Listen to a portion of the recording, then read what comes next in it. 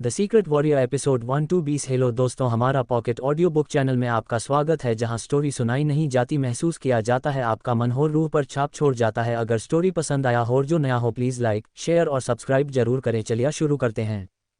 प्रकृति की इंसानी दुनिया के समांतर में बसी एक ऐसी दुनिया जहां अलग अलग 5 तत्व जैसे अग्नि, जल, वायु, आकाश और धरती को प्रतिनिधित्व करते देश थे, जहां तत्व के मुख्य देवताओं के कुल वंशजों का साम्राज्य था, जिन्हें देव और देवी के नाम से संबोधन किया जाता था, और उस कुल के मुखिया अथवा देश पर राज करने वाले मुखिया को कुलश्रेष्ठ की उपाधि दी गई थी, जिसके अधीन अपने तत्व देश की बागडोर हुआ करती थी, जिन्हों को उस तत्व देश का शक्तिशाली देव के रूप में माना जाता था, जिन्हों के पास अपने तत्वों से जुड़ी असीमित जादुई दैविक शक्तियां होती थी, जिसके बल पर असंभव कार्य भी संभव होता जान पड़ता था।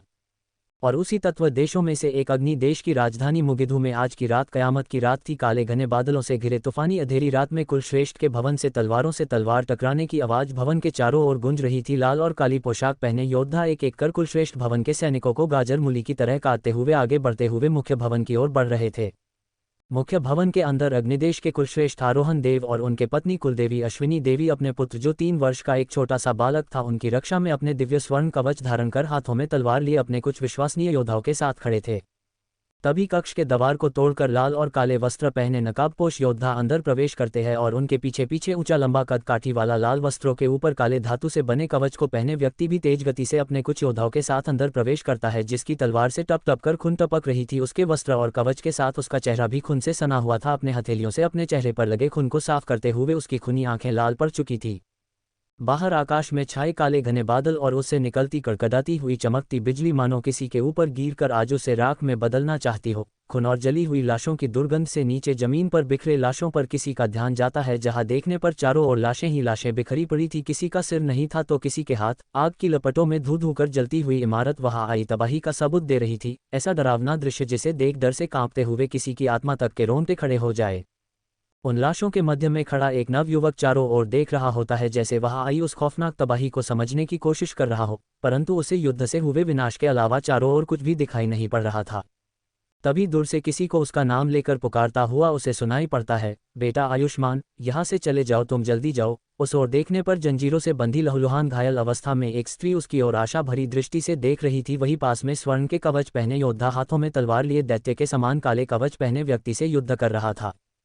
तभी वहां सफेद वस्त्र पहने हुए व्यक्ति उसके पास आकर उसे सोने की बनी हुई मुहर देते हुए कहता है, आयुष्मान, यह मुहर तुम्हारी पहचान है। अपने माता पिता द्वारा दिए गए बलिदान को व्यर्थ जाने नहीं देना। तुम्हें अपनी दुनिया में पुनः वापस आना होगा, तुम्हें तुम्हारा भाग्य यहाँ वापस लाएगा। इतना कहकर सफेद वस्त्र पहने हुए वह व्यक्ति उसके माथे पर अपनी एक उंगली रखता है, जिससे उस नवयुवक आयुष्मान की आंखें तेज सफेद रोशनी से चौंधिया जाती है, जिस कारण वह अपने आंखों को बंद कर लेता है।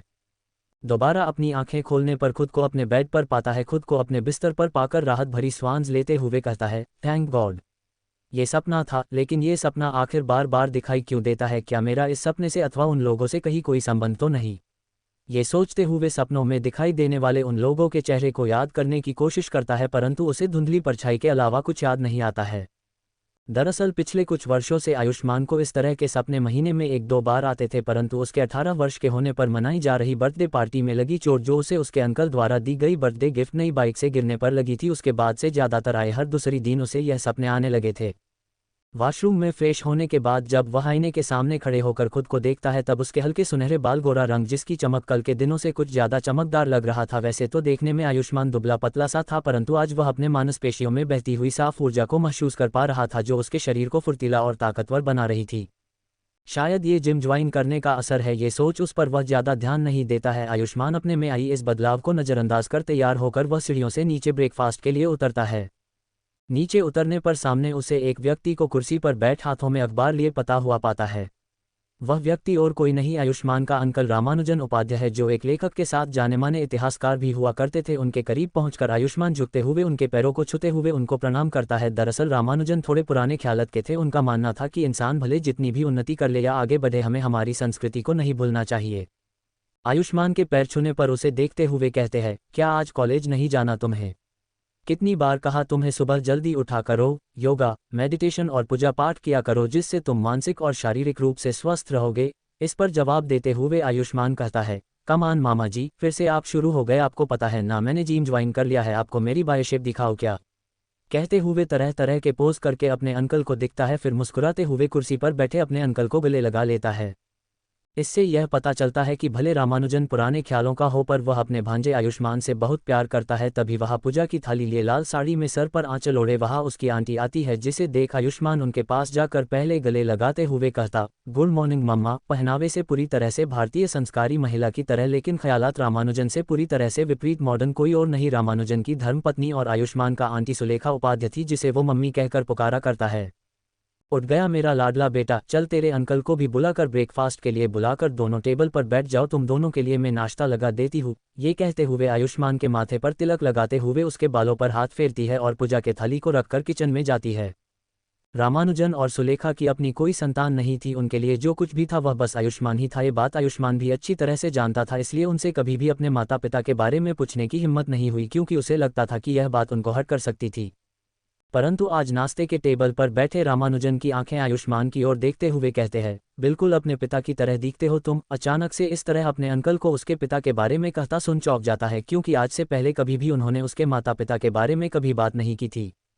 आयुष्मान के अंकल द्वारा जब उसके पिता विषय में कुछ कहते हुए वह सुन लेता, तब उनकी ओर देख आश्चर्यता से भरी दृष्टि से उनसे पूछते हुए कहता है, आपने अभी अभी क्या कहा अंकल? मैं किसके जैसा दिखता हूँ? तब रामानुजन अपनी बातों को दूसरी ओर लेकर जाते हुए कहते हैं, मैंने कहा कॉलेज जाने में तुम्हें देरी नहीं हो रही है क्या? चलो आज मैं तुम्हें कॉलेज ड्रॉप कर देता हूँ, वैसे मुझे उसी तरफ बैंक जाना है। ये सुनकर किचन से निकल रही सुलेखा कहती है, तब तो मुझे भी साथ जाना है। नवरात्र शुरू होने को है और अभी तक कुछ भी खरीदारी नहीं हुई है, आज मैं भी थोड़ी शॉपिंग कर लूंगी। ये सुनकर रामानुजन कहता है, ठीक है भाग्यवान, जल्दी से तैयार होकर आ जाओ, मैं नीचे गाड़ी में वेट कर रहा हूँ। तीनों गाड़ी में बैठकर साथ निकलते हैं। गाड़ी आयुष्मान के अंकल रामानुजन ड्राइव कर रहे थे। गाड़ी के अंदर पुरानी फिल्मों के गीत बज रहे थे, जिसे सुनकर रामानुजन गाड़ी की स्टीयरिंग को थामे खुद से गुनगुना रहे थे। वही साथ बैठे सुलेखा और आयुष्मान बोर हो रहे थे। गाने को बदलने की बात कहते हुए आयुष्मान पेन ड्राइव चेंज करते हुए कहता है, क्या अंकल आपकी रिकॉर्डिंग अभी भी 80 के दशक में अटकी हुई है? इस तरह मामा भांजे में गाने बदलने को लेकर बातें हो रही होती है कि तभी सामने से बड़ा सा ट्रक अपना संतुलन खोते हुए सीधे उनके कार के आगे आने लगती है। सामने बड़े से ट्रक को आता देख रामानुजन भौचक्का सा कार के स्टीयरिंग थामे बैठा रहता है। ट्रक बस टकराने वाली ही थी कि तभी आयुष्मान की आंखें नीले रंग की हो जाती है और उसके हाथों में बिजलियां स्पार्क होने लगती है, और जैसे ही वह स्टीयरिंग को छूता है उनकी कार पल भर में गायब हो जाती है। ट्रक उसी रास्ते से लहराते हुए पास के पेड़ से जा टकराती है। उनकी कार पुनः फिर से वहीं पर वापस आकर खड़ी हो जाती है। ये सब कुछ इतनी तेजी से हुआ था कि किसी को कुछ भी समझ नहीं आ रहा था। सुलेखा और रामानुजन एक दूसरे को देखते, फिर जब वे दोनों आयुष्मान को देखते हैं तब उसे देख उनकी आंखें फटी की फटी रह जाती है। आयुष्मान के आंखों का नीला रंग अभी भी गया नहीं था, उसके माथे पर बनी जलते आग वाली निशान अंगारों की तरह चमक रही थी। उसके हाथों में रह रहकर अभी भी बिजली स्पार्क हो रही थी। उसके शरीर से परछाई की तरह हल्की जलती हुई आग दिखाई पड़ रही थी। उसे देखने पर वह किसी सुपर ह्यूमन की तरह लग रहा था। कार से निकलकर अब वह सीधे उस ट्रक की ओर भागता है जो पेड़ से टकराने के बाद जिसका आगे का हिस्सा बुरी तरह पिचक गया था। आयुष्मान के पास जाने पर अंदर उसे ट्रक ड्राइवर बेहोश पड़ा दिखाई पड़ता है, जिसके सर पर गहरी चोट लगी हुई थी। ट्रक का दरवाजा अंदर से जाम हो चुका था। आयुष्मान के कोशिश करने पर भी जब दरवाजा खुल नहीं रहा था, तभी ट्रक में एक स्पार्क के साथ आग लग जाती है। ये देख आयुष्मान के माथे का निशान फिर से अंगारों की तरह चमकने लगता है, जिससे उसकी हथेलियां गर्म लावे की तरह लाल दिखाई पड़ने लगती है, जिसके छूने मात्र से दरवाजे का एक हिस्सा अब पिघलने लगता था, जिस कारण अंदर लगी जाम खुल चुकी थी। दरवाजे को हल्के से खोलने पर पूरा दरवाजा टूटकर अब उसके हाथों में था। सावधानी से उस ड्राइवर को बाहर निकालकर आयुष्मान उसे जमीन पर लेटा देता है। तब तक आयुष्मान के अंकल रामानुजन इमरजेंसी नंबर पर फोन करके मदद बुला चुके थे। तभी अचानक आयुष्मान को ख्याल आता है कि अभी अभी उसने क्या किया था। वह अपने हाथों को देखता है, फिर सामने खड़े अपने अंकल और आंटी को देखने लगता है। अंकल रामानुजन आयुष्मान के पास आकर उसके पीठ पर हाथ फेरते हुए कहते हैं, सब कुछ ठीक है बेटा आयुष्मान, चलो अब घर वापस चलते हैं। आंटी सुलेखा उसे गले लगाकर अपने साथ कार में बैठाकर वापस घर की ओर चल पड़ते हैं। घर पहुंचने पर सुलेखा उसे पीने को ठंडा पानी देती है, जिसे पीने के बाद आयुष्मान अपने अंकल रामानुजन की ओर देख कहता है, अंकल सच में मुझे नहीं पता ये कैसे हुआ। बस मुझे ऐसा लगा कि मेरे अंदर कुछ उबलकर बाहर आना चाहता हो और अपने आप सब कुछ एक के बाद एक होती चली गई। आयुष्मान डरा हुआ था। ये सब कहते हुए उसकी आवाज़ कांप रही थी। ये देख रामानुजन उसे समझाते हुए कहते हैं, ठीक है बेटा तुम घबराओ नहीं, हम समझ सकते हैं, वैसे भी आज तुमने हमारी जान बचाई है। फिर गहरी सांस लेते हुए आगे कहते हैं, जैसे सालों पहले तुम्हारे माता पिता ने बचाई थी। ये शब्द सुनकर आयुष्मान के शरीर में सिरहन-सी दौड़ पड़ती है। वह अपने अंकल की ओर देख कहता है, मेरे माता पिता ने आपकी जान बचाई थी, पर कैसे अंकल? पहले तो कभी आपने इन बातों का जिक्र नहीं किया था। तब रामानुजन सुलेखा की ओर देखता है, जो अपनी रोनी सी सूरत लेकर रामानुजन की ओर देख रही होती है। ये देख रामानुजन कहते हैं, सुलेखा कब तक इसे अपने ममता के आंचल में बांधे रखने की कोशिश करोगी? हमें आज नहीं तो कल इसे सच बताना ही पड़ेगा, इसे अपनी दुनिया में लौटना ही पड़ेगा।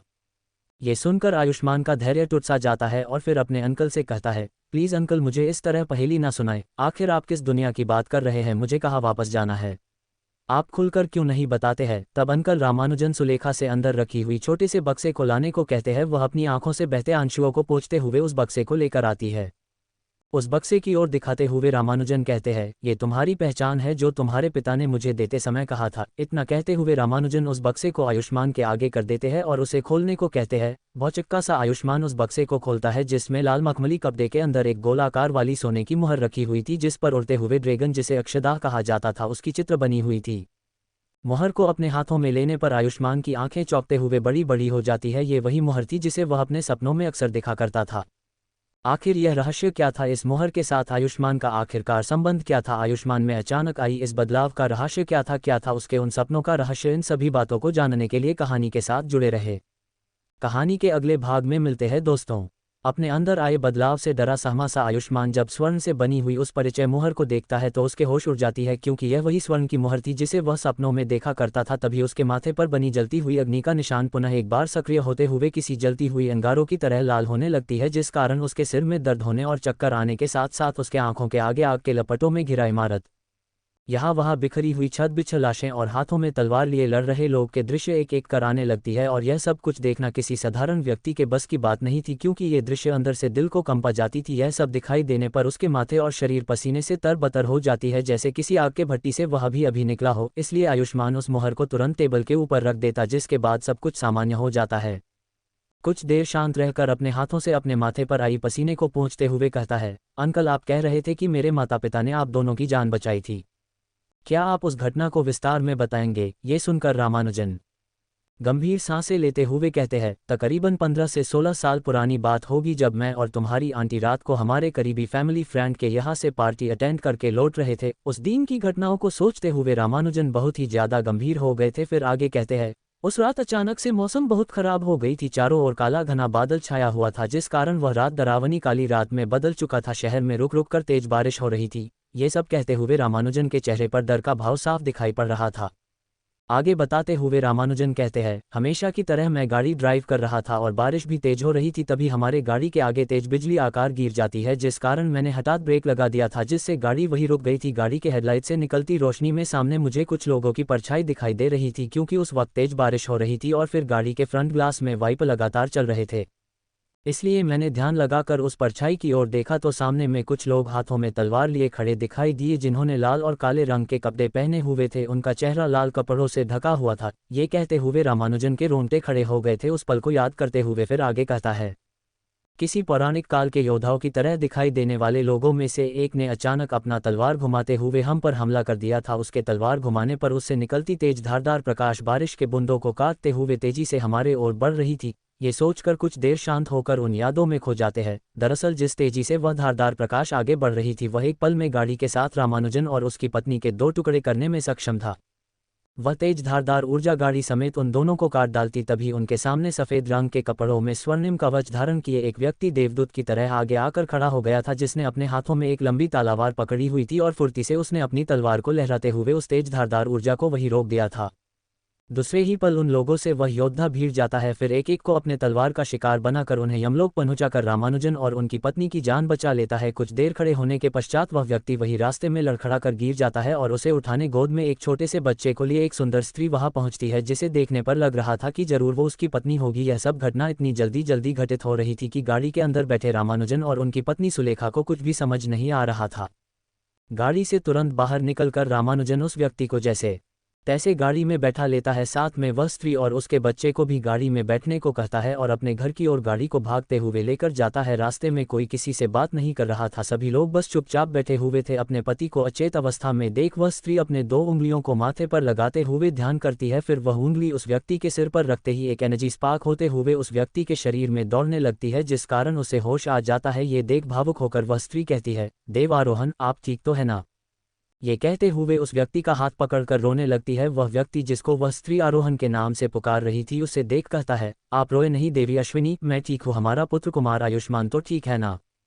वह दोनों कोई और नहीं आयुष्मान के माता पिता थे। यह बात बताते हुए रामानुजन आयुष्मान की ओर देखते हैं। ये सुनकर आयुष्मान भावुक होते हुए अपने अंकल को देखता है, क्योंकि पहली बार उसने अपने माता पिता का नाम अपने अंकल के मुंह से सुना रहा था। भावुक स्वर में आयुष्मान कहता है, मेरे माता पिता का नाम आरोहन देव और अश्विनी देवी है। ये क्षण जितना आयुष्मान के लिए भावनाओं से भरा था, उतना ही रामानुजन और उनकी पत्नी सुलेखा के लिए भी भावनाओं से भरी थी, क्योंकि अतीत के हर एक पन्नों को पलटने के साथ साथ आयुष्मान को अपने से दूर होने का एहसास उन्हें अंदर से तोड़े जा रही थी, खासतौर पर सुलेखा को। आयुष्मान की बात सुनकर रामानुजन कहते हैं, हाँ बेटा, तुम्हारे पिता का नाम आरोहन देव और तुम्हारे माँ का नाम अश्विनी देवी है। ये कहकर रामानुजन थोड़ी देर चुप हो जाते हैं, जैसे कुछ याद कर रहे हो। फिर उसके बाद कहते हैं, जब हम घर पहुंचे तब मुझे उन्हें अच्छे से देखने का अवसर मिला। तब मैंने पाया वह दोनों भी किसी पौराणिक साहित्य के देवताओं की तरह लगने वाले राजा रानी की तरह लग रहे थे। स्वर्ण के समान चमकते बाल, गोरा रंग, लंबा चौड़ा कद, किसी देवता के समान तेज उनमें झलक रही थी। ये सुनकर आयुष्मान उत्सुकता से अपने अंकल रामानुजन से पूछता है, मेरी माँ कैसी दिखती थी अंकल? आयुष्मान को अपने माँ को लेकर उत्सुकता देख मुस्कुराते हुए कहते हैं, तुम्हारी माँ भी किसी अप्सरा से कम नहीं थी। हिरणी के समान बड़ी बड़ी आंखें, काले घने बाल और तुम्हारे पिता के समान उनकी भी ऊंची लंबी कद थी।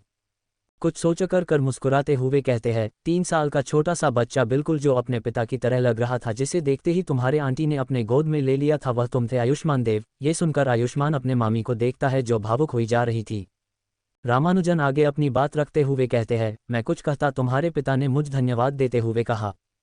ये कहते हुए रामानुजन फिर अतीत के यादों में चले जाते हैं, जहां घनी अंधेरी काली रात में बाहर हो रही तेज बारिश दिखाई पड़ रही थी, जहां घर के अंदर आरोहन देव सामने खड़े रामानुजन से कहता है, आपका धन्यवाद महाशय, परंतु अब हमें जाना है, हमें आज्ञा दे। रामानुजन कुछ कहता आरोहन देव मुड़ वहां से जाने को तैयार हो चुका था कि तभी वहां चमकते प्रकाश के साथ सफेद वस्त्र पहने लंबे चौड़े व्यक्ति, जिसकी लंबी सफेद दाढ़ी और बाल उनके लंबे अनुभव का परिचय दे रही थी, वहां प्रकट होते हैं। फिर उन दोनों को देख कहता है, कुलश्रेष्ठ, कुलदेवी, आप दोनों ठीक तो है ना? कुमार श्रेष्ठ कहा है।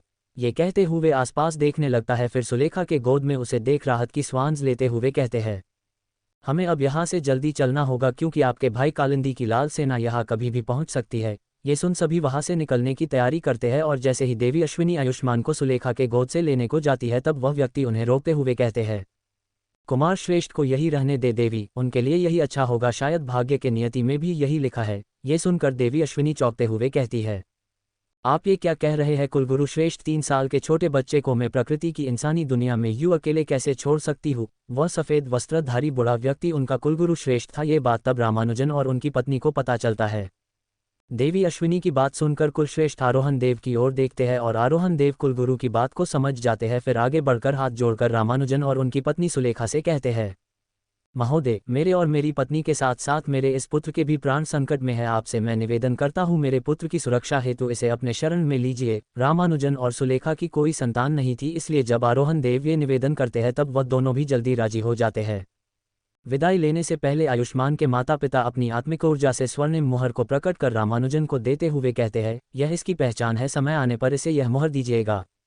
कुलगुरु श्रेष्ठ आगे आकर आयुष्मान के माथे पर हाथ रखते हैं, जिससे उसके माथे पर जलती हुई अग्नि का निशान बन जाता है। उस निशान को देख कुलगुरु श्रेष्ठ कहते हैं, श्रीमान, आयुष्मान की जो शक्ति है वह उसके व्यसक होने तक दबी रहेगी, और सही समय आने पर इनकी शक्तियां सक्रिय हो जाएगी। याद रहे, आयुष्मान का भाग्य उसे अपनी दुनिया लेने आएगी, इन्हें अपनी दुनिया में आना ही होगा। इतना कहकर वह तीनों विदाई लेकर वहां पलक झपकते ही गायब हो जाते हैं।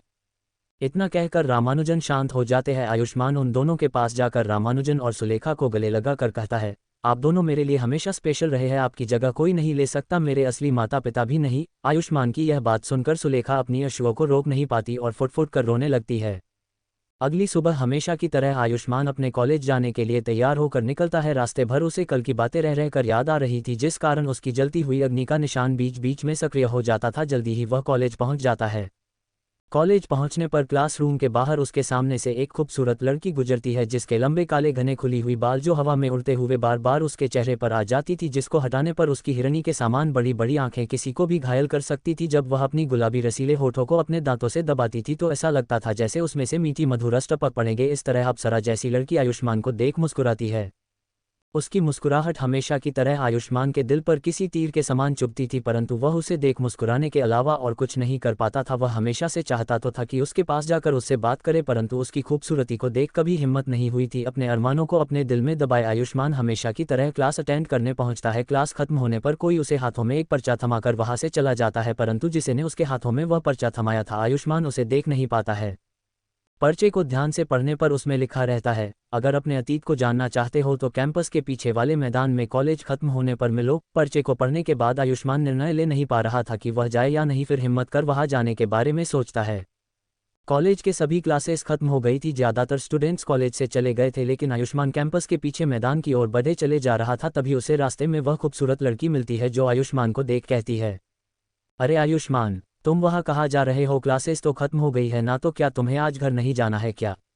पहली बार वह लड़की उससे बात कर रही थी, जिस पर आयुष्मान हड़बड़ा जाता है और हकलाने लगता है, मामा मैं कहीं नहीं जा रहा। ना नहीं, मैं दोस्तों से मिलने जा रहा था। वैसे तुम भी अभी तक घर नहीं गई भाग्यश्री? आयुष्मान को इस तरह हड़बड़ता और हकलता हुआ देख उसे कुछ शंका होती है, परंतु फिर मन ही मन सोचती है शायद पहली बार उसके साथ बातें करने पर वह नर्वस हो गया होगा। ये सोच फिर वह कहती है, वैसे मैं घर ही जा रही थी, तुम्हें देखा तो लगा शायद तुम भी घर ही जा रहे होंगे, इसलिए सोचा साथ घर चलने के लिए तुमसे एक बार पूछ लूँ। आयुष्मान फिर से हड़बड़ाते हुए कहता है, नहीं तुम चली जाओ, मुझे कुछ जरूरी काम है। इतना कहकर वहां से जल्दी जल्दी चला जाता है और यह बात भाग्यश्री को अच्छी नहीं लगती है। मन ही मन कुछ सोचकर वो भी वहां से चली जाती है। कैंपस के पीछे वाले मैदान पर पहुंचने पर वहां आसपास आयुष्मान को कोई भी नहीं दिखाई देता है। दरअसल कॉलेज के पीछे वाले मैदान में अक्सर कोई नहीं जाता था, इसलिए वह जगह ज़्यादातर सुनसान ही रहती थी, और जबकि आयुष्मान वहां पहुंच चुका था तो उसे भी वहां हमेशा की तरह सन्नाटा पसरा हुआ मिलता है। काफ़ी देर तक इंतजार करने पर भी जब वहां कोई नहीं पहुंचता है, तब ये देख निराश होकर आयुष्मान वहां से जाने की सोच जैसे ही मुड़ता है, तभी वहां गर्म हवाएं चलने लगती। आयुष्मान को कुछ अजीब सा महसूस होने लगता है और पीछे मुड़कर देखने पर हवा में आग के लपटों के साथ एक एक कर लाल और काले वस्त्र पहने लोग हाथों में तलवार लिए प्रकट होते हैं, जिनका चेहरा लाल कपड़े से ढका हुआ था। जिसे देख आयुष्मान अपने कदम पीछे करते हुए कहता है, तथा तुम लोग कौन हो? यह यहाँ क्या कर रहे हो? आयुष्मान कुछ समझ पाता तभी लाल नकाबपोश वाले रहस्यमयी लोग उस पर हमला कर देते हैं। वे सभी देखने पर किसी जादुई दुनिया के रहस्यमयी योद्धाओं की तरह लग रहे थे। उनके शरीर से निकल रही काले धुएं की परछाई उनके अंदर की बुरी शक्तियों का आभास सामने खड़े आयुष्मान को भी करा रही थी।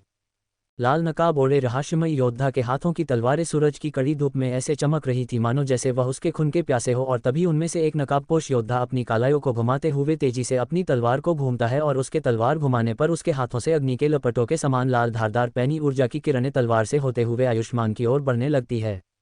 ये सब कुछ डरा देने वाला दृश्य था, जिसे देख आयुष्मान अपने दोनों हाथों से अपने आप को छुपाने की नाकाम कोशिश करता है कि तभी उस धारदार और पैनी किरणों के आगे स्वर्णिम ऊर्जा से बनी चमकती हुई ढाल को लिए कोई सामने खड़े होकर उस वार को उस ढाल से रोक लेता है, जिसे कारण बिजली कड़कड़ाने के समान जोर की आवाज होती है। आयुष्मान अपने कान और आंख दोनों बंद कर लेता है। कुछ देर बाद अपने कानों से हाथ हटाकर आंखें खोलकर देखने पर उसे पीछे की ओर से सामने किसी को खड़ा हुआ पता है। वह व्यक्ति आयुष्मान से कम 6 फीट की दूरी पर खड़ा था। इस तरह उनके वार को विफल होता देख उन नकाबपोशधारी योद्धाओं के आंखों में क्रोध से खून उतर आता है, और दूसरे ही पल उस व्यक्ति के ऊपर सभी लोग अपने तलवारों से जानलेवा हमला करने लगते हैं। उनके हर एक वार में इतनी शक्ति थी कि वहां उन दोनों के शस्त्रों के टकराने पर वहां हर एक वार के बाद बिजलियां चमकती थी। आयुष्मान को ये सब कुछ साइंस फिक्शन मूवी की तरह लग रहा था, जो अक्सर वह देखा करता था। भले वह रहस्यमयी व्यक्ति शक्तिशाली और लड़ने में उसका कौशल उच्च दर्जे का लग रहा था, परंतु फिर भी अकेले उन लाल नकाबपोशधारियों को हरा पाना उसके अकेले के बस की बात नहीं थी।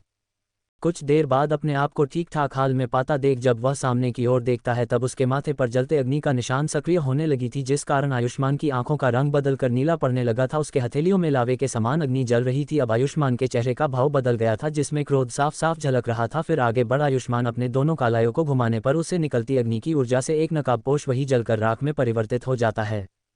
ये देख उन नकाबपोश योद्धाओं के मध्य में हड़कंप सा मंच गया था। उन्होंने इस तरह का प्रतिकार आयुष्मान की ओर से होने की उम्मीद नहीं की थी, जिस कारण उन सभी का ध्यान पुनः आयुष्मान की ओर केंद्रित हो गया था, जिस कारण एक दो योद्धाओं को छोड़ सभी आयुष्मान पर टूट पड़ते हैं। अचानक इस तरह से उन लाल नकाबपोश योद्धाओं को एक साथ आयुष्मान पर हमला करता देख रहस्यमयी योद्धा तुरंत आयुष्मान के पास जाकर उसका हाथ पकड़ लेती है।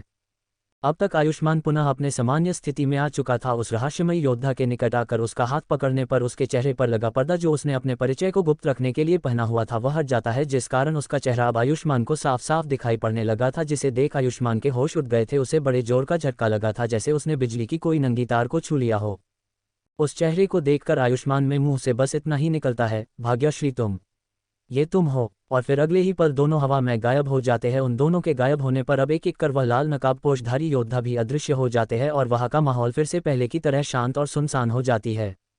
भाग्यश्री का आयुष्मान को लेकर गायब होना ठीक उसी तरह का था जैसे आयुष्मान के साथ उस ट्रक दुर्घटना के समय हुआ था। दोनों वहां से गायब होकर सीधे आयुष्मान के घर की ओर जाने वाली एक सुनसान गली में प्रकट होते हैं, जहां पास बैठा गली का कुत्ता इस तरह से अचानक दोनों को प्रकट होता देख डरकर वहां से भौंकते हुए भाग जाता है। भाग्यश्री आयुष्मान को देख कहती है, तुम ठीक तो हो ना, तुम्हें कहीं चोट तो नहीं लगी? भाग्यश्री चिंतित स्वर में आयुष्मान को देख पूछती है, परंतु आयुष्मान के तो यहाँ तोते उड़े हुए थे। अभी तक जिस लड़की को देखकर उसके मन में लड्डू फुटते थे, जिसे एक मुस्कान पर मन ही मन आहे भरता था, वह अचानक इस तरह से उसे उन जादुई और रहस्यमयी नकाबपोशधारियों से बचाएगी, उसने कभी सोचा नहीं था। अब तो मन ही मन उसे देख आयुष्मान को शक और डर दोनों लगने लगा था। भाग्यश्री को इस तरह आयुष्मान द्वारा आंखें फाड़े देख वह समझ जाती है कि उसके मन में क्या चल रहा है, इसलिए वह उसे कहती है, मुझ पर शक या मुझसे डरने की कोई जरूरत नहीं है, घर चलो मैं तुम्हें सब बताती हूँ। आयुष्मान ये सुनकर कहता है, किसके घर जाना है, तुम्हारे या मेरे? पूर्ण विराम। उसके होश इस कदर उड़े हुए थे कि उसे ये भी होश नहीं था कि अभी वह दोनों उसके घर जाने वाले पास की गली में खड़े हैं। ये देख मीठी सी मुस्कुराहट के साथ भाग्यश्री कहती है, तुम्हारे घर के पास है तो जरूर तुम्हारे घर ही तो जाएंगे ना? फिर कुछ सोचकर आयुष्मान को चिढ़ाते हुए कहती है, क्यों तुम्हें बड़ी जल्दी है मेरे घर आने की? करना क्या चाहते हो मेरे घर आकर? इस तरह से चिढ़ाने पर आयुष्मान हड़बड़ाते हुए कहता है, ना नहीं, ऐसी कोई बात नहीं है, चलो मेरे घर चलते हैं। दोनों के घर पहुंचने पर सुलेखा भाग्यश्री को देख चौंक जाती है, क्योंकि आज तक आयुष्मान को किसी लड़की के साथ इस तरह घूमता हुआ सुलेखा ने कभी नहीं देखा था। भाग्यश्री को देख सुलेखा मुस्कुराते हुए कहती है, लगता है मेरा बेटा भी अब जवान हो गया है, तुम दोनों बाहर क्या कर रहे हो, अंदर आओ। भाग्यश्री सुलेखा को प्रणाम कर आयुष्मान के साथ अंदर प्रवेश करती है। अंदर पहुंचने पर सामने आयुष्मान के अंकल रामानुजन कुर्सी पर बैठे हुए थे। उन्हें देखकर भाग्यश्री प्रणाम कर कहती है, अंकल मेरा नाम भाग्यश्री है और मैं कुलगुरु श्रेष्ठ का संदेश लेकर आई हूँ। कुलगुरु श्रेष्ठ का नाम सुनकर रामानुजन कुछ याद करने की कोशिश करता है और कुछ याद आते ही उसकी आंखें बड़ी बड़ी हो जाती है। फिर भाग्यश्री को देख कहते हैं, हाँ याद आया, दूसरी दुनिया के वह गुरुजी, कहो उन्होंने क्या कहलवा भेजा है? तब मुस्कुराते हुए भाग्यश्री कहती है, अंकल अब आयुष्मान का अपनी दुनिया वापस लौटने का समय आ गया है, क्योंकि आयुष्मान की शक्तियां अब जागृत हो चुकी है, जिस कारण इस दुनिया में सहजतापूर्वक उसके शत्रु आयुष्मान का पता लगाकर जानलेवा हमला कर सकते हैं और आज ये प्रयास उन लोगों द्वारा किया भी जा चुका है। ये सुनकर रामानुजन चौंक जाते हैं, क्या आयुष्मान पर जानलेवा हमला किया गया था? ये तुमने पहले क्यों नहीं बताया? ये कहते हुए आयुष्मान को सुलेखा और रामानुजन जांचने लगते। तब भाग्यश्री उन्हें समझाते हुए कहती है, चिंता की कोई बात नहीं है, आयुष्मान पूरी तरह से ही सुरक्षित है, उसे कोई चोट नहीं आई है, क्योंकि मैं सही समय पर पहुंच गई थी। ये सुनकर रामानुजन पास में रखी कुर्सी पर निराश होकर बैठते हुए कहते हैं, हाँ उसका अपनी दुनिया में लौट जाना ही उसके लिए अच्छा होगा। आयुष्मान अपने अंकल आंटी के पास आकर कहता है, मैं आप दोनों को अकेला छोड़कर कैसे जा सकता हूँ? ये कहते हुए भावुक होकर उन दोनों के घुटनों पर अपना सर रखकर कहता है। सुलेखा भावुक हो कहती है, नहीं बेटा, तुम्हें जाना चाहिए, तुम्हें अपने उस माता पिता के विषय में सोचना चाहिए जिन्होंने तुम्हें जन्म दिया और तुम्हारे सलामती के लिए वर्षों तक अपने कलेजे के टुकड़े से दूर रहना स्वीकार भी किया। अब तुम्हें अपने बेटे होने का कर्तव्य का पालन करना चाहिए और हमें अपना चेहरा तभी देखना जब वे दोनों तुम्हारे साथ हों। सुलेखा भले भावुक थी, परंतु इस बात के लिए वह वर्षों से तैयार भी थी।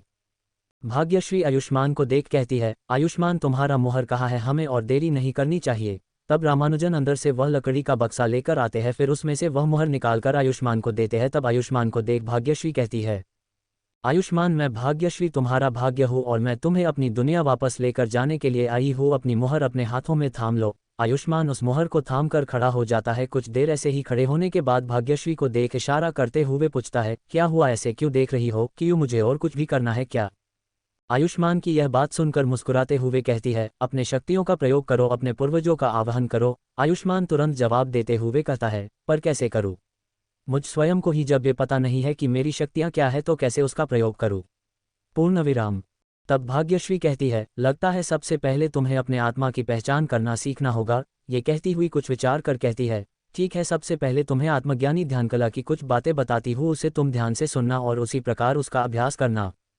इतना कहकर आत्माज्ञानी ध्यान कला की कुछ बातें सिखाते हुए आयुष्मान से कहती है, सबसे पहले अपने विचारों पर नियंत्रण कर तुम्हें उन्हें रोकना होगा। उसके पश्चात ध्यान में स्वयं को एकांत अनुभव कर विचारहीन अवस्था को अनुभव करना होगा, जिसे हम शून्य की स्थिति कहते हैं। ये सब कहते हुए भाग्यश्री लंबी गहरी सांसें लेते हुए ध्यान में चली जाती है, फिर आंखें बंद कर कहती है, शून्य की स्थिति की गहराई में जाकर स्वयं को खोजने का प्रयास करो और फिर अपने अंदर छुपी उन शक्ति को अनुभव करो जो तुम्हारी आत्मा में बसी है। जैसे ही तुम उन शक्तियों को अनुभव कर बाहर निकालने के प्रयास में सफल हो जाओगे, तुम्हारी अंदर की शक्तियां सक्रिय हो जाएगी ये सब कुछ भाग्यश्री को करते हुए वह ध्यान से देख और सुन रहा था। इतना कहकर अपनी आंखें खोलकर फिर आयुष्मान को आत्मज्ञानी ध्यान कला का अभ्यास करने को कहती है।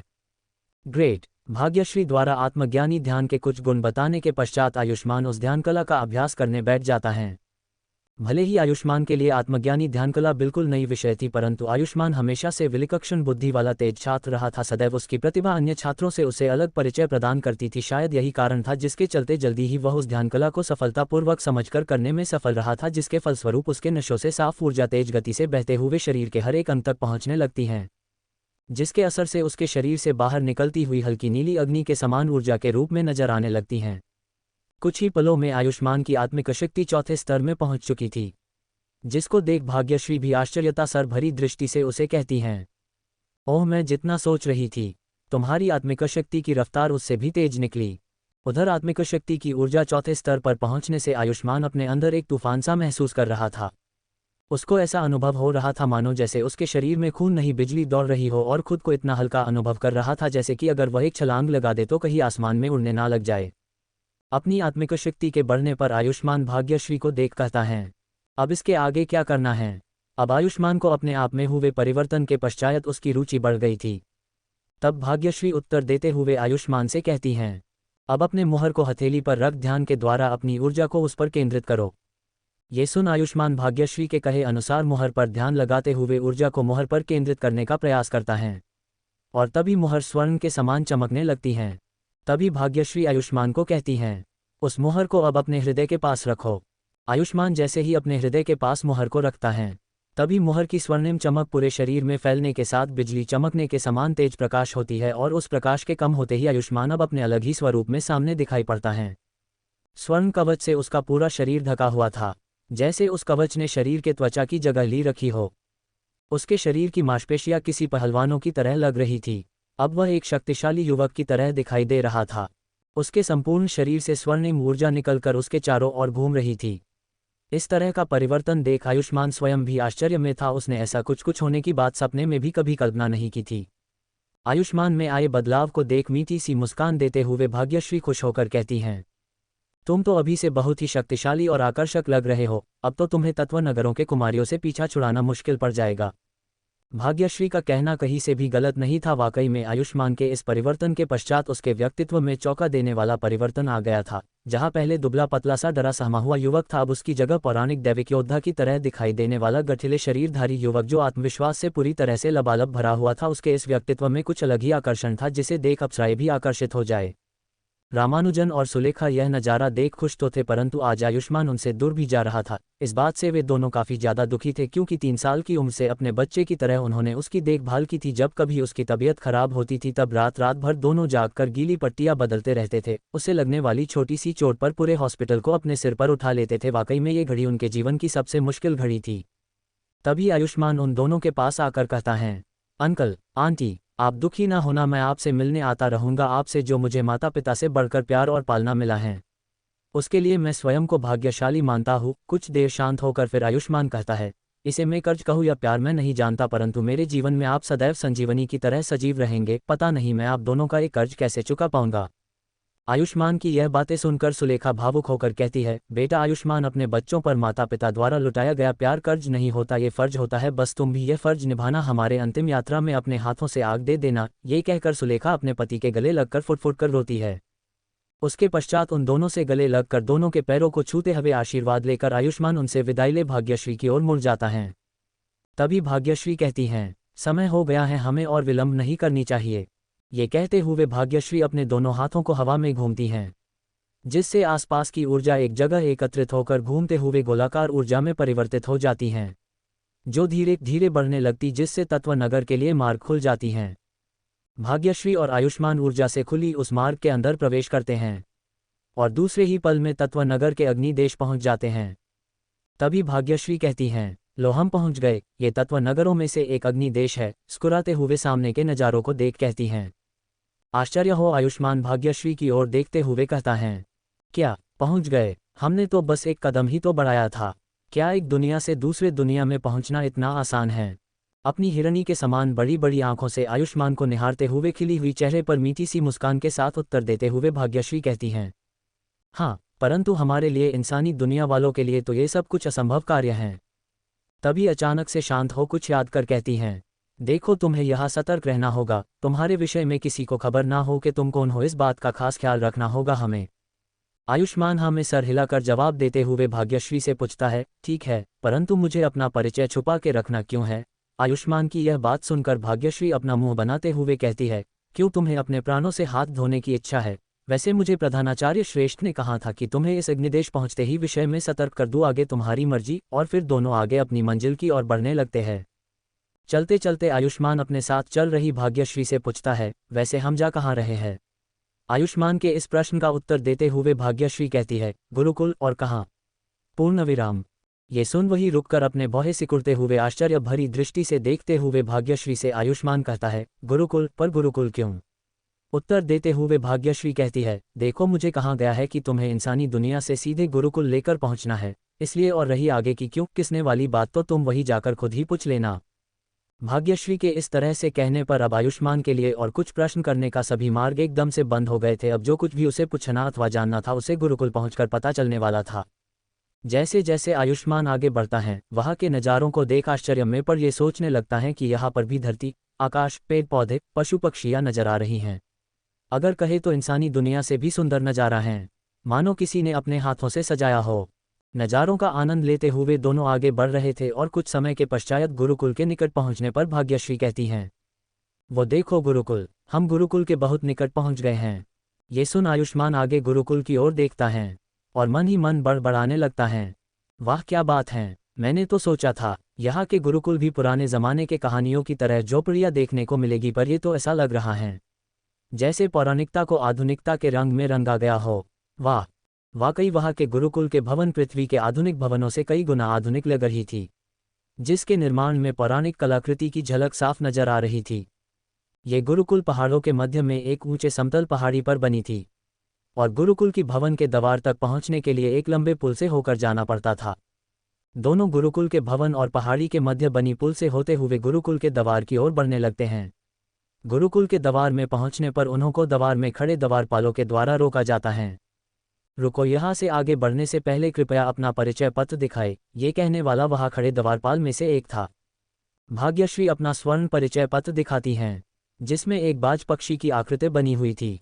परिचय पत्र देखकर वहाँ खड़ा द्वारपाल हड़बड़ाते हुए झुककर क्षमायाचना करते हुए कहता है, क्षमा करे देवी, हमसे आपको पहचानने में भूल हुई। आखिर भाग्यश्री कौन थी? उसके पहचान पत्र में ऐसा क्या था? आयुष्मान के गुरुकुल पहुंचने पर क्या होगा? आखिर आयुष्मान को गुरुकुल में ही क्यों लाया गया था? इन सभी प्रश्नों के उत्तर पाने के लिए कहानी के साथ जुड़े रहे और अगर का भाग अवश्य पढ़े।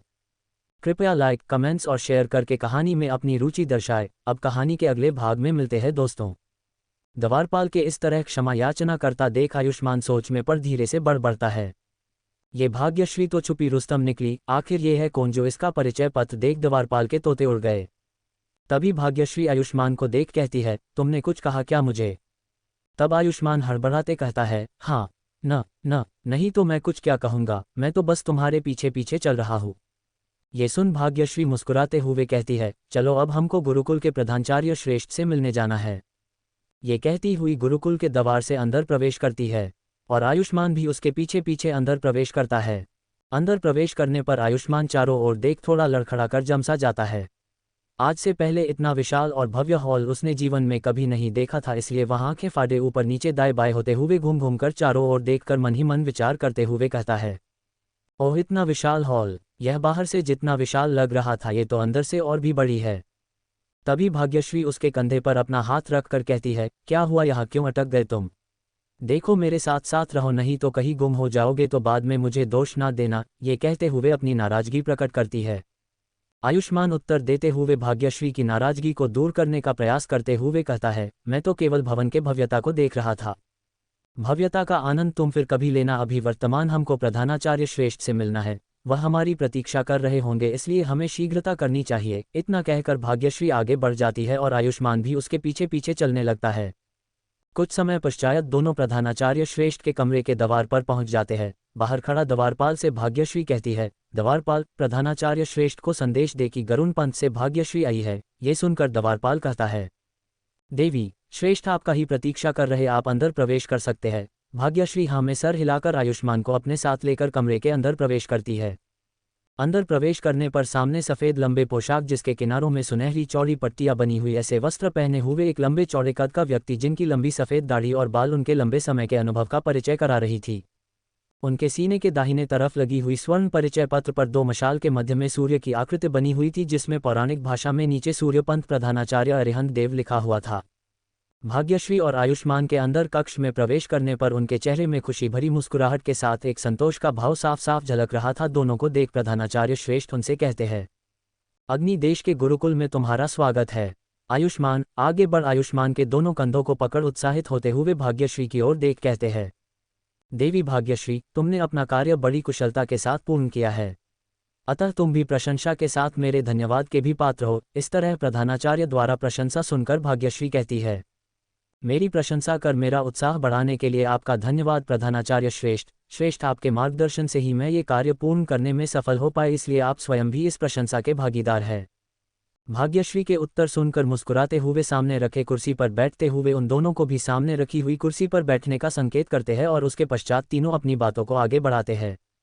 आयुष्मान मुझे कुलगुरु श्रेष्ठ सत्यनंद देव जी द्वारा यह निर्देश दिया गया था कि तुम्हें सीधे गुरुकुल में लाया जाए और तुम्हें तत्वज्ञान, ध्यानकला और आत्मिक शक्ति जैसे विषयों की शिक्षा दिया जाए जिससे तुम भविष्य में आने वाली चुनौतियों का सामना दृढ़ता के साथ कर सको। ये कहते हुए प्रधानाचार्य श्रेष्ठ अरिहंत देव एक प्रधानाचार्य होने की अपनी दक्षता और विषयों की पकड़ को दर्शा रहे थे।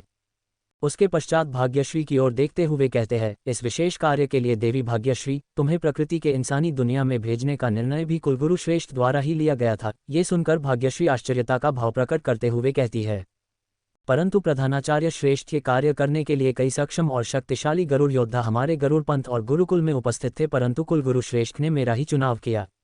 ये बात मुझे अभी भी समझ नहीं आई है। अपने चेहरे पर आश्चर्य का भाव लाते हुए भाग्यश्री सामने बैठे श्रेष्ठ अरिहंत देव से कहती है। फिर कुछ संभावनाओं को दृष्टि में रखते भाग्यश्री आगे कहती है, जैसे कि आप भी यह अच्छी तरह से जानते हैं कि मैं अभी भाग्य गरुड़ योद्धा के प्रथम स्तर में हूँ और इस कार्य में मेरे असफल होने की संभावना भी अधिक थी। ये कहते हुए श्रेष्ठ अरिहंत की ओर देखती है। आगे भाग्यश्री के प्रश्नों उत्तर देते हुए प्रधानाचार्य श्रेष्ठ अरिहंत देव कहते हैं, इस प्रश्न का उत्तर तो केवल कुलगुरु श्रेष्ठ के पास ही होगा, परंतु कुलगुरु श्रेष्ठ का ये भी आदेश है कि तुम्हें गुरुकुल में आयुष्मान के मार्गदर्शक और रक्षक के रूप में साथ रहना है। गंभीरता से अपने बातों को आगे बढ़ाते हुए प्रधानाचार्य श्रेष्ठ अरिहंत कहते हैं, सर्वप्रथम हमें आयुष्मान के परिचय को गुप्त रखने के विषय पर गंभीरता से विचार करना होगा, इसलिए फिलहाल अगर कोई आयुष्मान के विषय में पूछे तो कहना श्रेष्ठ अरिहंत के कुल से है। ये सुनकर अभी के लिए गुरुकुल में आगे कोई प्रश्न नहीं करेगा। उन दोनों की बातें आयुष्मान के सर के ऊपर से जा रही थी, उसे कुछ भी समझ नहीं आ रहा था। तभी आयुष्मान सर खुजाते हुए कहता है, श्रेष्ठ अरिहंत जी क्या आप मुझे बताएंगे ये गरुड़ पंथ क्या है? क्या यहाँ अलग अलग पंथ भी होते हैं? मैंने तो केवल तत्व नगरों के बारे में सुना था और मुझे तो उसकी जानकारी भी पूरी तरह से नहीं है। ये कहते हुए आयुष्मान का चेहरा उतरा हुआ था। अचानक से एकदम नई दुनिया में कदम रखने पर वहाँ के बोलचाल, रहन सहन, संस्कृति और वहाँ के परिवेश के विषय में जानकारी होना किसी नए व्यक्ति के लिए बहुत आवश्यक था। कुछ नहीं तो कम से कम कुछ जरूरी बातें तो पता होनी ही चाहिए। इस बात का आभास श्रेष्ठ अरिहंत देव को भी था, इसलिए वे कहते हैं, आयुष्मान हम सभी अग्नि तत्व के मुख्य देवता के वंशज है और हमारे कुल को अग्निकुल कहा जाता है और हमारी यह कुल 4 पंथों में विभाजित है। गरुड़ पंथ, सूर्य पंथ, रोहिणी पंथ और कौशल पंथ सभी पंथों की अपनी तरह की कुछ खास विशेषताएं और कलाओं में माहिर होते हैं। इस तरह से आगे श्रेष्ठ अरिहंत तत्व और पंथों के विषय में विस्तार से बताते हुए फिर आगे कहते हैं, सभी पंथों में एक और विशेषता है जो समान रूप से सभी में होती है, वह अग्नि तत्व की ऊर्जा है जिससे उनकी आत्मिक शक्ति का विकास होता है। ये जानकारी आयुष्मान के लिए एकदम नई थी, इसलिए उसको इस विषय में और अधिक जानने की रुचि होती है। आयुष्मान अपनी रुचि दिखाते हुए आगे प्रश्न करता है, श्रेष्ठ अरिहंत जी क्या आप मुझे ये समझा सकते हैं कि पंथों के सदस्य का चुनाव आखिर कैसे होता है? क्या जन्म के आधार पर किसी बालक का पंथ सुनिश्चित किया जाता है? श्रेष्ठ अरिहंत आयुष्मान के प्रश्नों का उत्तर देते हुए कहते हैं, वैसे तो बालक सदैव अपने माता पिता के पंथ का ही चुनाव करते हैं, परंतु अगर कोई बालक चाहे तो दूसरे पंथ का भी चुनाव कर सकता है, परंतु उस बालक को उसके द्वारा चुने गए पंथ की विशेषताओं में भी पारंगत होना पड़ता है। श्रेष्ठ अरिहंत फिर गंभीरतापूर्वक कहते हैं, वैसे ऐसा बहुत कम ही होता है, क्योंकि बालक के माता पिता के पंथ अनुसार अनुवांशिक तौर पर उसके आत्मिक शक्ति का विकास होता है। कहानी के अगले भाग में मिलते हैं दोस्तों। _इको पंथों के विषय में जानने के बाद आयुष्मान आगे प्रश्न करते हुए प्रधानाचार्य श्रेष्ठ अरिहंत देव से पूछता है, आपने अभी अभी कहा कि सभी पंथों की अपनी अपनी विशेषता और कला होती है। तो क्या मैं गरुड़ पंथ के साथ और दूसरे पंथों की विशेषता और कला के विषय में जान सकता हूँ? क्या आप मुझे उनके बारे में बता सकते हैं? ये प्रश्न सुनकर श्रेष्ठ अरिहंत मुस्कुराते हुए कहते हैं, वैसे तो सभी पंथों के विशेषता और कला के विषय में इतने कम समय में बताना संभव नहीं है। ये सुन आयुष्मान थोड़ा निराश हो जाता है, परंतु तभी श्रेष्ठ अरिहंत आयुष्मान का निराशा को देख कहते हैं, ठीक है, अभी गरुड़ पंथ के कुछ मुख्य विशेषता और कला की जानकारी इस कम समय में बताने का प्रयास करूंगा, क्योंकि भाग्यश्री के साथ इस गुरुकुल में तुम्हें रहना है। अतः भाग्यश्री और उसके पंथ के विषय में तुम्हें जानकारी होना तुम्हारे लिए अच्छा होगा।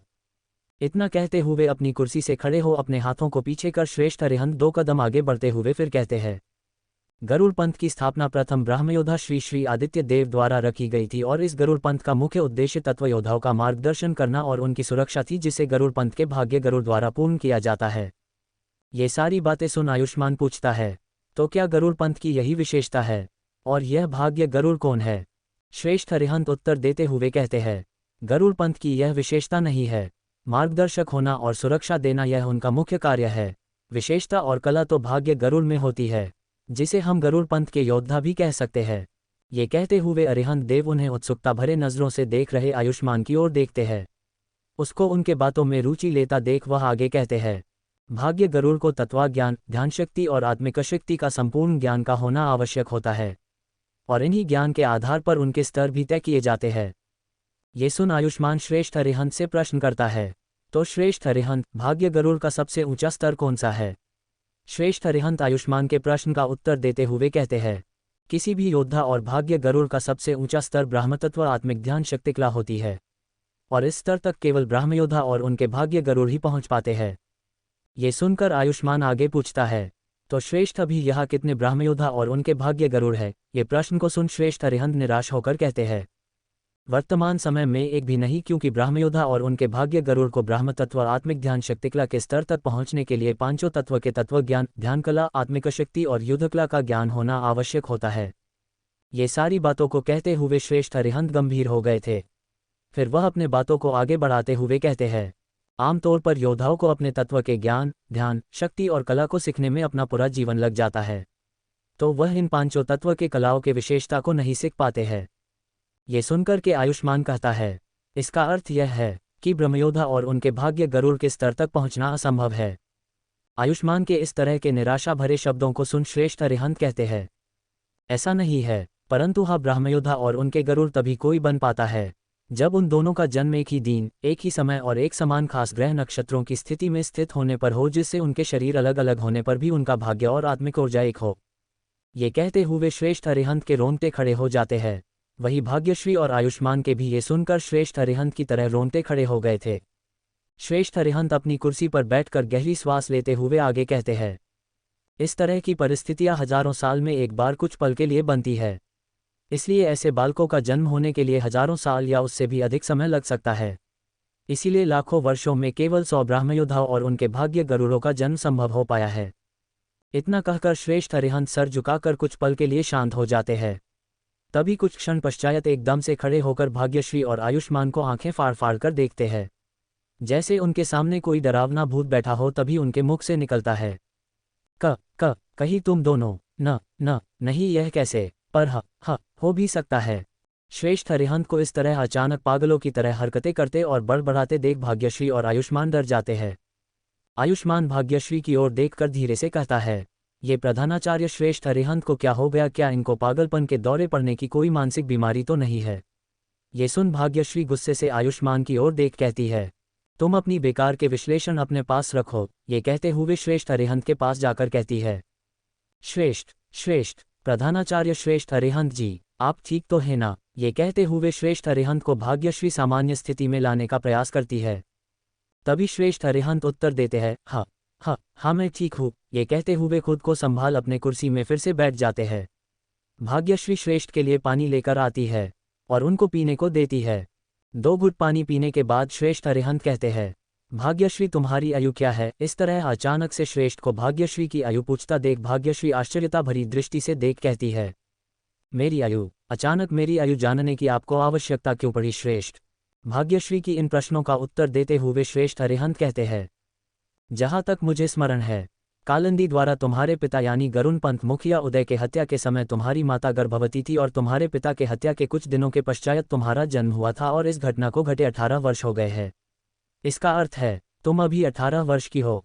ये कहते हुए श्रेष्ठ अरिहंत के चेहरे पर एक चमक सी आ जाती है और फिर आगे कहते हैं, इसी तरह आयुष्मान की आयु भी 18 वर्ष है। इसका अर्थ कहीं ये तो नहीं कि तुम दोनों का भाग्य और आत्मिक ऊर्जा एक है, और इसी कारण भाग्यश्री तुमको कुलगुरु श्रेष्ठ ने आयुष्मान का मार्गदर्शक और रक्षक चुना हो। ये बात कहते हुए स्वयं प्रधानाचार्य श्रेष्ठ अरिहंत देव कुछ पल के लिए उत्साहित हो गए थे, जो उनकी आंखों में आई चमक से साफ पता चल रहा था। कहानी के अगले भाग में मिलते हैं। गुरुकुल प्रधानाचार्य श्रेष्ठ अरिहंत जब भाग्यश्री और आयुष्मान के विषय में जो अंदेशा जाता रहे थे, उस पर वह स्वयं भी पूरे विश्वास के साथ कह नहीं सकते थे, इसलिए उन्होंने इस विषय को आगे कुछ न कहना ही ठीक समझा। अतः श्रेष्ठ अरिहंत कहते हैं, छोड़ो, इस विषय पर चर्चा करना अभी व्यर्थ है। अच्छा होगा हम कुलगुरु श्रेष्ठ के यहाँ पहुँचने का प्रतीक्षा करें, वही हमको इस विषय में स्पष्ट रूप से बता पाएंगे। उन दोनों ने भी इस विषय को उतनी गंभीरता से नहीं लिया, परंतु आयुष्मान को तत्वनगर के बारे में और जानने की इच्छा थी, इसलिए वह कहता है, श्रेष्ठ, क्या ब्रह्मयोद्धा और भाग्य गरुड़ के जीवन के साथ मृत्यु भी एक दूसरे के साथ जुड़ी होती है? इस पर श्रेष्ठ हाँ में सर हिलाते हुए कहते हैं, जिस तरह उनके जन्म और आत्मिक ऊर्जा एक दूसरे से जुड़ी होती है, उसी तरह उनका मृत्यु भी एक दूसरे से जुड़े होते हैं। इसीलिए वह एक दूसरे के पूरक बन जाते हैं, जिससे उनकी शक्ति 2 गुना बढ़ जाती है। अगर उनमें से किसी एक की भी आत्मिक शक्ति का स्तर बढ़ जाती है, तो स्वतः दूसरे का स्तर भी बढ़ जाता है। इतना कहकर श्रेष्ठ आयुष्मान को देख कहते हैं, अभी के लिए इतनी जानकारी तुम्हारे लिए पर्याप्त है, अब तुम विश्राम करो। शायद कुलगुरु श्रेष्ठ सत्यानंद जी कल अग्नि देश के राजधानी से गुरुकुल पहुंचेंगे, इसलिए तुम दोनों को कल के लिए तैयार रहना है। और हाँ, तुम्हें जो भी पूछना है उनसे पूछ लेना। इतना कहकर बाहर खड़े द्वारपाल को बुलाकर कहते हैं, द्वारपाल वरुण देव को इनसे परिचय कराकर कहना इनके रहने के लिए अतिथि गृह में स्थायी व्यवस्था की जाए। इतना कहकर भाग्यश्री को देख फिर कहते हैं, देवी भाग्यश्री, अभी आयुष्मान यहाँ नया है, इसलिए उसे यहाँ की व्यवस्था, चलन और खतरों के विषय में ज्ञात नहीं, अतः इस बात पर सचेत रहकर आयुष्मान का तुम्हें ध्यान रखना है। इतना कहकर उन दोनों को वहां से विदा करते हैं। उधर श्रेष्ठ अरिहंत के कहे अनुसार वरुण देव से उन दोनों की मुलाकात होती है। तब भाग्यश्री को देख वरुण देव कहते हैं, देवी भाग्यश्री, कैसी हो, बड़े दिनों बाद मिली हो। वैसे तुम दिनों दिन और भी सुंदर होती जा रही हो। अगर आज संध्या कोई विशेष कार्य नहीं हो तो मेरे फूलों के बगीचे में मेरे साथ कल्परस पीना पसंद करोगी? ये कहते हुए भाग्यश्री को वरुण देव अपनी ओर प्रभावित करने का प्रयास करता है। गुरुकुल में भाग्यश्री पहले से थी, इसीलिए सभी उसको अच्छे से पहचानते थे, और वह गुरुकुल की ही नहीं अग्निदेश के सबसे सुंदर लड़कियों में गिनी जाती थी, इसीलिए सभी लड़के उसको प्रभावित करने का प्रयास करते थे। तभी आयुष्मान को देख मुंह बनाते हुए वरुण कहता है, ये कौन है? इसको तो पहले गुरुकुल में कभी नहीं देखा। तब भाग्यश्री कहती है, यह आयुष्मान देव है, प्रधानाचार्य श्रेष्ठ अरिहंत के कुल से आए हैं, गुरुकुल में शिक्षा ग्रहण करने के लिए। तभी द्वारपाल, जो इतने देर से वहां खड़ा था, वरुण देव को श्रेष्ठ अरिहंत का संदेश देता है। तब वरुण देव द्वारपाल को गुस्सा दिखाते हुए कहता है, ये संदेश तुम्हें पहले देना चाहिए था ना। चलो ठीक है, अब तुम जा सकते हो। इतना कहकर आयुष्मान की ओर देख कहता है, क्षमा करना भाई आयुष्मान, मुझे पता नहीं था तुम श्रेष्ठ अरिहंत देव के कुल से हो। चलो तुम्हें अतिथि गृह तक ले चलता हूँ। इतना कहकर तीनों अतिथि गृह की ओर चल देते हैं। वहां पहुंचकर दोनों अपने अपने कमरे को देखने के बाद आयुष्मान धीरे से कहता, क्या हमें खाने को कुछ मिलेगा? सुबह से कुछ खाया नहीं, बड़ी जोर की भूख लगी है। ये सुन वरुण दोनों के लिए खाने का व्यवस्था कर दोनों से विदा लेकर चला जाता है। खाना खाने के पश्चात आयुष्मान को बिस्तर पर लेटते ही उसे गहरी नींद आ जाती है। रात की गहरी नींद के बाद जब आयुष्मान की आंखें खुलती है तो स्वयं को ऊर्जावान पाता है। फिर खड़े हो कमरे के खिड़की से बाहर का नज़ारा देखने लगता है। पहाड़ों के मध्य से निकलता सूरज पहाड़ों में फैली हरियाली को और भी निखार रही थी। उसके खिड़की के सामने जो पेड़ था, उसके फूलों से आती मीठी खुशबू पूरे कमरे को महका रही थी। यह अग्नि देश में आयुष्मान की पहली सुबह थी, जो खुशबूदार और आनंदमय बन गया था। वह आगे कुछ सोचता तभी कोई उसके कमरे के दरवाजे को खटखटाते हुए कोई आवाज लगता है, आयुष्मान, क्या तुम जाग गए? क्या मैं अंदर आ सकती हूँ? वह कोई और नहीं भाग्यश्री थी। आयुष्मान उसे अंदर आने को कहता है। भाग्यश्री कहती है, तुम्हारे लिए कपड़े लाई हूँ, स्नान करने के पश्चात इसे पहन लेना। ये सुन आयुष्मान कहता है, परंतु ये कवच को उतारूं कैसे? अगर उतार देता हूँ तो तुम्हारे कहने अनुसार मेरा शरीर यहाँ का दबाव सहन नहीं कर पाएगा न। ये सुनकर भाग्यश्री हंसते हुए कहती है, ओह, तो तुम्हें याद है, वह तो मैंने बस ऐसे ही कहा था। ये सुनकर आयुष्मान गुस्सा होते हुए कहता है, ऐसे ही कहा था? ऐसे ही कैसे कह दिया? तुम्हें पता है कल मैं दिन भर इस कवच के साथ घूम रहा था, खा रहा था और इसी कवच के साथ सो गया था, इस डर से कि कहीं दबाव से मेरा शरीर फट ना जाए। ये सुनकर भाग्यश्री जोर से हंसते हुए कहती है, क्षमा करना परंतु मेरी ऐसी कोई मनसा नहीं थी, मुझे तो बस उस मुहर के सक्रियता से यह पता लगाना था कि तुम वह असल व्यक्ति हो अथवा नहीं, परंतु मुहर के सक्रियता के पश्चात मुझे पुष्टि हो गई कि तुम ही असल व्यक्ति हो। इस पर मुंह बनाते हुए नाराजगी भरे स्वर में आयुष्मान कहता है, चलो इस बार तुम्हें माफ किया, मगर आगे ऐसा कुछ करने से पहले बता देना। तब भाग्यश्री कहती है, चलो ठीक है, आगे इस बात का ख्याल रखूंगी। आयुष्मान फिर कहता है, परंतु इस कवच को कैसे उतारूं? तब भाग्यश्री उसे बताती है, ये कवच तुम्हारे आत्मिक ऊर्जा से जुड़ी है, इसे तुम ध्यान लगाकर जाने का आदेश दो तो स्वतः गायब हो जाएगी, और जब भी इसकी आवश्यकता हो तो ध्यान शक्ति से इसको बुला सकते हो, क्योंकि यह विशेष उपहार तुम्हारे कुल के द्वारा दिया गया है। इसका प्रयोग केवल तुम ही कर सकते हो, और हाँ, इसकी और भी कई विशेषता है जो समय के साथ तुम्हें उसकी जानकारी हो जाएगी। ये सुनकर आयुष्मान खुश होते हुए कहता है, ये तो बहुत ही अच्छा उपहार है। तभी भाग्यश्री कहती है, अब तो कवच उतार कर मेरे लायक कपड़े पहनकर तैयार हो सकते हो ना? चलो मैं बाहर इंतजार कर रही हूँ। इतना कहकर बाहर दरवाजे की ओर जाने लगती है। तभी कुछ देर रुकते हुए मुड़ कर कहती है, सुनो, वैसे तुम नाराज होते हुए अच्छे लगते हो। इतना कहकर मुस्कुराकर बाहर चली जाती है। आगे आयुष्मान का गुरुकुल में पहला दिन कैसा होगा, क्या उसकी मुलाकात कुलगुरु से हो पाएगी? जानने के लिए कहानी के साथ जुड़े रहे और अगला भाग पढ़ना ना भूले। कहानी के अगले भाग में मिलते हैं दोस्तों। भाग्यश्री के लाए वस्त्र पहनकर आयुष्मान भाग्यश्री के साथ चल देता है। चलते चलते आयुष्मान भाग्यश्री से प्रश्न करता है, आयुष्मान, हमें अभी जाना कहाँ है? भाग्यश्री, प्रधानाचार्य श्रेष्ठ अरिहंत के आदेश अनुसार हम सभी को महाकक्ष में उपस्थित होने को कहा गया है। आयुष्मान, ओह, आज क्या कुछ खास कार्यक्रम है? ये सुनकर भाग्यश्री कहती है, भाग्यश्री, अग्निदेश की राजधानी से कुलगुरु श्रेष्ठ आए हैं, इसलिए सभी को महाकक्ष में उपस्थित रहने के लिए कहा गया है। ये सुनकर आयुष्मान इस विषय को गंभीरता से लेता है और कुछ समय पश्चात दोनों महाकक्ष में पहुंच जाते हैं। वहां पहुंचने पर आयुष्मान देखता है कि हॉल में कई लोग आए हुए हैं और सभी एक दूसरे से यही चर्चा कर रहे थे कि आखिर आज महाकक्ष में सभी को क्यों बुलाया गया है। भीड़ को देख आयुष्मान पूछता है, आयुष्मान, भाग्यश्री, ये सभी लोग कौन है? क्या ये सभी यहाँ पर काम करते हैं? भाग्यश्री, ये सभी कोई कर्मी नहीं, अग्निदेश के सभी पंथों के छात्र और योद्धा है। ये सुनकर आयुष्मान सभी को ध्यान से देखता है, परंतु सभी लोग उसके लिए अनजान चेहरा थे कि तभी वहां जाना पहचाना चेहरा उनकी ओर बढ़ता हुआ दिखाई देता है। वह वरुण देव था जिससे कल उनकी मुलाकात हुई थी। वरुण देवी, भाग्यश्री, तुम भी यहाँ उपस्थित हो, चलो, तुम्हें देख अच्छा लगा, तुम्हारे आने से इस महाकक्ष की शोभा बढ़ गई है। ये कहते हुए फिर से वरुण भाग्यश्री को अपने बातों से प्रभावित करने का प्रयास करता है। तभी वह आयुष्मान की ओर देख कहता है, वरुण भाई आयुष्मान, कल रात आपको अच्छी नींद आई ना? अगर किसी भी वस्तु की आवश्यकता हो तो मुझे कह देना। आयुष्मान हमें सर हिलाकर उसको उत्तर देता है। तब भाग्यश्री वरुण को प्रश्न करती है, भाग्यश्री, देव वरुण, आज यहाँ सभी पंथों के छात्र और योद्धा उपस्थित है, क्या आज यहाँ कुछ विशेष कार्यक्रम है? वरुण, ये तो मुझे भी खबर नहीं, परंतु मुझे इतना पता है कि आज सुबह कुलगुरु श्रेष्ठ सत्यानंद आए हैं और कुछ विशेष संदेश है जिसके लिए सभी को यहाँ उपस्थित होने को कहा गया है। तभी उस महाकक्ष के द्वार से हलचल के मध्य से होते हुए प्रधानाचार्य श्रेष्ठ, कुलगुरु श्रेष्ठ और आचार्यों का प्रवेश होता है और वह सभी महाकक्ष के एक तरफ खड़े हो जाते हैं। श्रेष्ठ अरिहंत, शांत हो जाए आप सभी। यह आवाज होते ही सभी अपने अपने स्थान में खड़े हो शांत हो जाते हैं। फिर प्रधानाचार्य श्रेष्ठ अरिहंत आगे कहते हैं, श्रेष्ठ अरिहंत, आप सभी पंथों के छात्र अथवा योद्धाओं को आज इस महाकक्ष के सभा में उपस्थिति दर्ज करने पर धन्यवाद करता हूँ। ये कहते हुए श्रेष्ठ अरिहंत अपने बातों को आगे बढ़ाते हैं। श्रेष्ठ अरिहंत, जैसे कि आप सभी जानते हैं, कुलगुरु श्रेष्ठ सत्यानंद जी सदैव इस गुरुकुल के मार्गदर्शक के रूप में हमारा मार्गदर्शन करते आए हैं और आज उसी क्रम में कुलगुरु श्रेष्ठ आप सभी को अपना संदेश देने को उपस्थित है। मैं कुलगुरु श्रेष्ठ से आग्रह करूंगा आगे आकर अपनी बात रखे। तभी सफ़ेद वस्त्रों में एक महान संत की तरह दिखने वाला व्यक्ति एक हाथ में अपना स्वर्ण दंड लेकर आगे आते हैं। फिर अपने भारी और गंभीर स्वर में कहते हैं, कुलगुरु श्रेष्ठ सत्यानंद, अग्निदेश के चारों पंथों के श्रेष्ठ छात्र अथवा योद्धाओं, आप सभी का स्वागत है। ये स्वर जब महाकक्ष में गूंज रही थी तब मानो ऐसा लग रहा था कि जैसे आकाश गरज रही हो। फिर वह अपनी बातों को आगे बढ़ाते हैं। कुलगुरु श्रेष्ठ, जैसे कि आप सभी जानते हैं, हमारे तत्वांगरों के मध्य में प्रति 10 वर्षों में एक बार तत्वंग के महायोद्धा की प्रतियोगिता होती है जिसमें सभी तत्व देश के छात्र और योद्धा भाग लेते हैं। अतः आज हम महाकक्ष के अग्निकुंड द्वारा उन छात्रों का चुनाव करेंगे और उनमें से केवल 5 छात्र अथवा योद्धा उस महायोद्धा प्रतियोगिता में अग्निदेश के गुरुकुल का प्रतिनिधित्व करते हुए भाग लेंगे। कुलगुरु श्रेष्ठ के ये कहने पर महाकक्ष में सभी एक दूसरे के साथ बातें करने लगते हैं।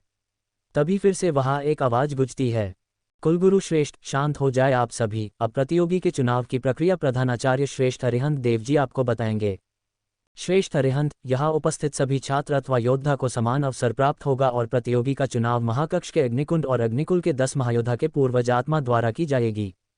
ये कहते हुए सामने की ओर अपने हाथों से संकेत करते हैं, जहां आगे एक स्वर्ण की बड़े पात्र में आग जल रही थी, जिसे अग्निकुंड कहते थे, और उस अग्निकुंड के पीछे 10 मूर्तियां खड़ी थी, जिनके सामने घंटियां लगी थी, और उन मूर्तियों के ऊपर और एक बड़ी से घंटी बंधी थी, जिसमें आग उगलते ड्रैगन की चित्र बनी हुई थी, जिसे अक्षदाह कहते थे, जो अग्निदेव की शक्ति का प्रतीक था। आगे श्रेष्ठ अरिहंत कहते हैं, श्रेष्ठ अरिहंत, सभी छात्र एक एक कर आगे आए और अग्निकुंड के पास रखी कलम से अपना नाम लिखकर उस अग्निकुंड में डाले। उसके पश्चात 10 महायोद्धा पूर्वज के समक्ष, जो 10 घंटियों में से किसी एक घंटी के बजने पर उसको आगे प्रतियोगी के रूप में चुना जाएगा।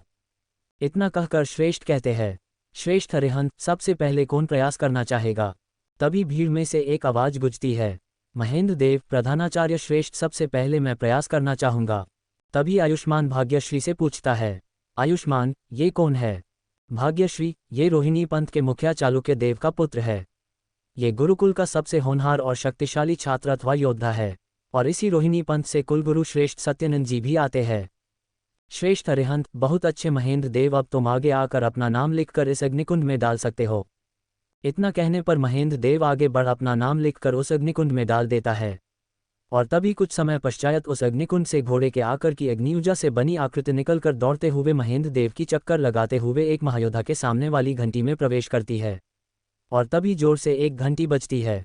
ये देख श्रेष्ठ अरिहंत कहते हैं, श्रेष्ठ अरिहंत, महेंद्र देव को पूर्वज महायोद्धा अश्वमेघ की स्वीकृति प्राप्त हुई है, और इस तरह महेंद्र देव पहले प्रतियोगी के रूप में चुने जाते हैं।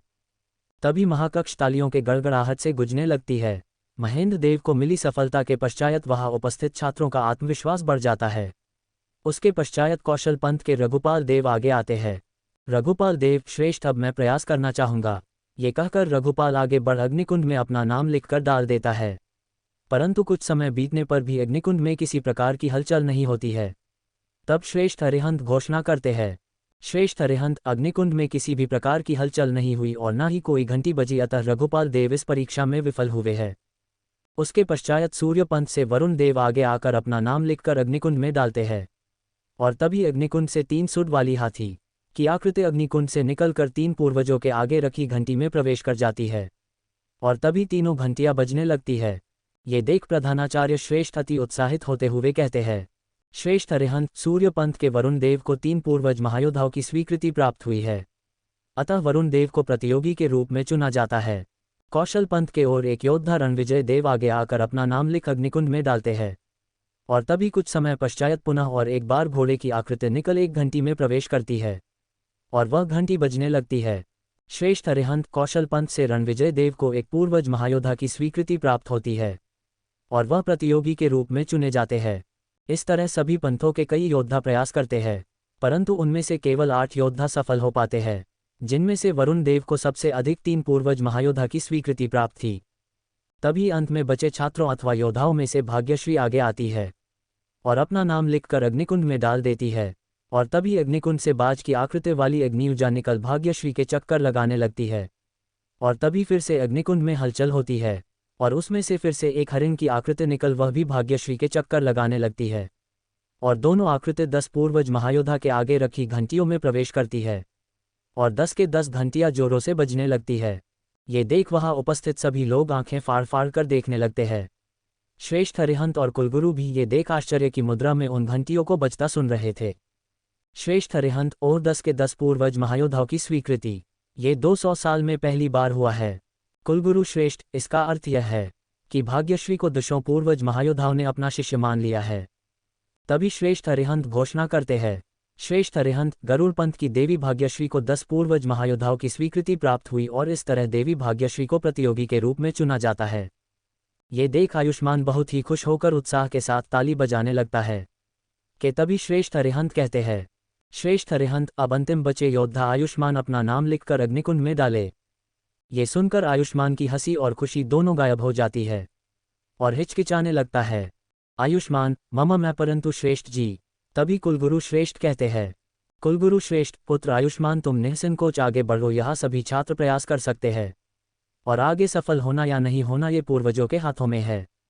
ये सुनकर आयुष्मान हाँ में सर हिलाकर आगे बढ़ अपना नाम आयुष्मान देव लिखकर अग्निकुंड में डाल देता है। कुछ समय तक प्रतीक्षा करने पर भी कोई हलचल न होता देख प्रधानाचार्य श्रेष्ठ अरिहंत निराश होकर घोषणा करने को तैयार होते हैं। तभी अग्निकुंड में हलचल होने लगती है, अग्निकुंड का पात्र हिलने लगती है और अग्नि तेज होने लगती है। श्रेष्ठ अरिहंत, ये क्या हो रहा है? ओह, यह अग्निकुंड की अग्निज्वाला की तरह धधकने क्यों लगी? ये देख वहां उपस्थित सभी लोग हैं रान परेशान होकर आंखें फाड़ फाड़ कर देख रहे होते हैं कि तभी सू एक आवाज के साथ अग्निकुंड से उठ रही आग के लपटों से दो अजदाह ड्रैगन की आकृति निकलती है और आयुष्मान के चारों ओर बहुत देर तक चक्कर लगाती है, मानो जैसे उनको बहुत दिनों से उसी का इंतजार था और इतनी जल्दी उसे छोड़कर जाना नहीं चाहते थे। कुलगुरु श्रेष्ठ, अग्निदेव के शक्ति का प्रतीक अजदाह ड्रैगन। ये कहते हुए कुलगुरु हाथ जोड़ घुटनों पर बैठ जाते हैं। ये देख महाकक्ष में उपस्थित सभी लोग घुटनों पर बैठ जाते हैं। श्रेष्ठ अरिहंत, कुलगुरु श्रेष्ठ इसका क्या अर्थ है? अजदाह का इस तरह अग्निकुंड से प्रकट होना यह आश्चर्य की बात है। श्रेष्ठ अरिहंत ने अपनी बात पूरी भी नहीं की थी, तभी अग्निकुंड में फिर से हलचल शुरू होती है और सो करते हुए एक के बाद एक अग्निऊर्जा से बनी बाज, हिरन, घोड़े, हाथी और भी कई आकृतियां निकलकर महाकक्ष के अंदर चारों ओर शोर करते हुए मंडराने लगती है। ये देख वहां उपस्थित लोग भी आपस में कहने लगते हैं, उपस्थित योद्धा, अब ये क्या हो रहा है? दूसरा योद्धा, हे भगवान, ये लड़का आखिर है कौन जिसने महाकक्ष को हिला दिया है? और तभी सबसे ऊपर रखी बड़ी सी घंटी जोर जोर से बजने लगती है। थोड़ी देर बाद वहां रखी 10 पूर्वजों की घंटियां भी बजने लगती है। परंतु आश्चर्य की बात यह थी कि इस बार वह आकृतियां उन घंटियों में प्रवेश किए बिना ही बजने लगी थी। पूरा महाकक्ष घंटियों की गूंज से हिलने लगी थी। उसके ऊपर से वह अजदाह और अग्निऊर्जा की आकृतियों, उन्होंने तो पूरे महाकक्ष में हलचल मचा रखी थी। श्रेष्ठ अरिहंत, हे अग्निदेव, हे पूर्वज महायोद्धा, आपकी यह खुशी कही इस महाकक्ष को ढहाना दे, कृपा कीजिए महादेव, कृपा कीजिए। कुलगुरु श्रेष्ठ, हे अग्निदेव, आपके चुनाव को हम स्वीकार करते हैं, कृपा करे देव, कृपा करे। थोड़ी देर बाद अजदाह, ड्रैगन और अन्य आकृतियां घंटियों में प्रवेश कर जाती है और कुछ समय पश्चात घंटियों का बजना भी बंद हो जाता है। अग्निकुंड से निकली अक्षदा और अन्य आकृतियों के गायब होने पर कुछ समय पश्चात घंटियों की आवाज भी बंद हो गई थी। महाकक्ष के चारों ओर सन्नाटा छाया हुआ था, किसी की भी मुंह से एक शब्द भी नहीं निकल रहे थे। ये साधारण सी परीक्षा पल भर में भयानक घटना के रूप में जो बदल गई थी, सभी के होश उड़ हुए थे। आयुष्मान अग्निकुंड के आगे पहले की तरह ज्यों का त्यों खड़ा था, उसके स्वयं की भी होश गायब थे। बेचारे आयुष्मान ने सोचा भी नहीं था ऐसा कुछ होगा, उसे तो लगा था वह असफल हो जाएगा। तभी महाकक्ष में कुलगुरु श्रेष्ठ की आवाज गुजती है, कुलगुरु श्रेष्ठ, अक्षदा और 10 पूर्वज महायोद्धा द्वारा आयुष्मान को अपनी स्वीकृति प्रदान की गई है, इसलिए अब आयुष्मान देव को भी प्रतियोगी के रूप चयन करते हैं।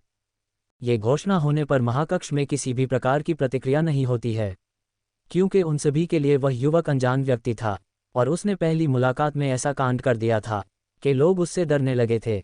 तभी एक ताली बजती है और उसके पीछे पीछे पूरे महाकक्ष में तालियों की गड़गड़ाहट गूंज उठती है, जो बहुत देर तक बजती रहती है। तालियों की गड़गड़ाहट को शांत करते हुए श्रेष्ठ अरिहंत कहते हैं, श्रेष्ठ अरिहंत, चुने गए 10 प्रतियोगियों को 6 माह के पश्चात इसी महाकक्ष में फिर से अपने क्षमता को साबित करना आना होगा और उन 10 योद्धाओं में सफल होने वाले केवल 5 योद्धा तत्वंग महायोद्धा प्रतियोगिता में भाग ले पाएंगे। तभी कुलगुरु श्रेष्ठ आगे बढ़ श्रेष्ठ अरिहंत को बुलाकर धीरे से कुछ कहते हैं और फिर श्रेष्ठ अरिहंत आगे कहते, श्रेष्ठ अरिहंत, सभी 10 प्रतियोगियों का प्रशिक्षण और शिक्षा अगले 6 माह तक गुरुकुल के आचार्यों और हमारे मार्गदर्शन में होगा, इसलिए प्रतियोगियों को भविष्य के लिए हम सभी की ओर से शुभकामनाएं और बधाई। तभी कुलगुरु श्रेष्ठ सत्यानंद खड़े हो कहते हैं, कुलगुरु श्रेष्ठ, आज की हुई इस अलौकिक घटना की चर्चा आप किसी से भी ना करें, ये घटना के विषय में यहाँ उपस्थित व्यक्तियों के अलावा अन्य किसी व्यक्ति के कानों तक न पहुँचे, इसके लिए आप सभी से निवेदन कर आशा करता हूँ। इतना कहकर सभा की समाप्ति की घोषणा की जाती है और सभी 10 प्रतियोगियों को विशेष कक्ष में बुलाया जाता है। विशेष कक्ष में प्रधानाचार्य श्रेष्ठ और कुलगुरु श्रेष्ठ के साथ आचार्य योगेश्वर देव, आचार्य उमाशंकर देव, आचार्य अविनाश देव और आचार्य नागेश्वर देव भी उपस्थित थे। तब सभी 10 प्रतियोगी कक्ष में प्रवेश करते हैं। प्रतियोगी अपने समक्ष श्रेष्ठ को देख उनका अभिवादन कर अपना स्थान ग्रहण करते हैं। कुलगुरु श्रेष्ठ, आप सभी प्रतियोगियों में अग्निकुंड और पूर्वज योद्धाओं ने खास विशेषता पाई है, इसलिए आज आप सफल हुए हैं। परंतु अब यहाँ से आगे का सफर सहज नहीं है। कुलगुरु श्रेष्ठ ये सब गंभीरतापूर्वक कह रहे थे। कुलगुरु श्रेष्ठ, आज से आप लोगों को 5-5 के 2 समूह में बांटा जाएगा। ये कहकर कुलगुरु श्रेष्ठ आगे श्रेष्ठ अरिहंत की ओर संकेत करते हैं।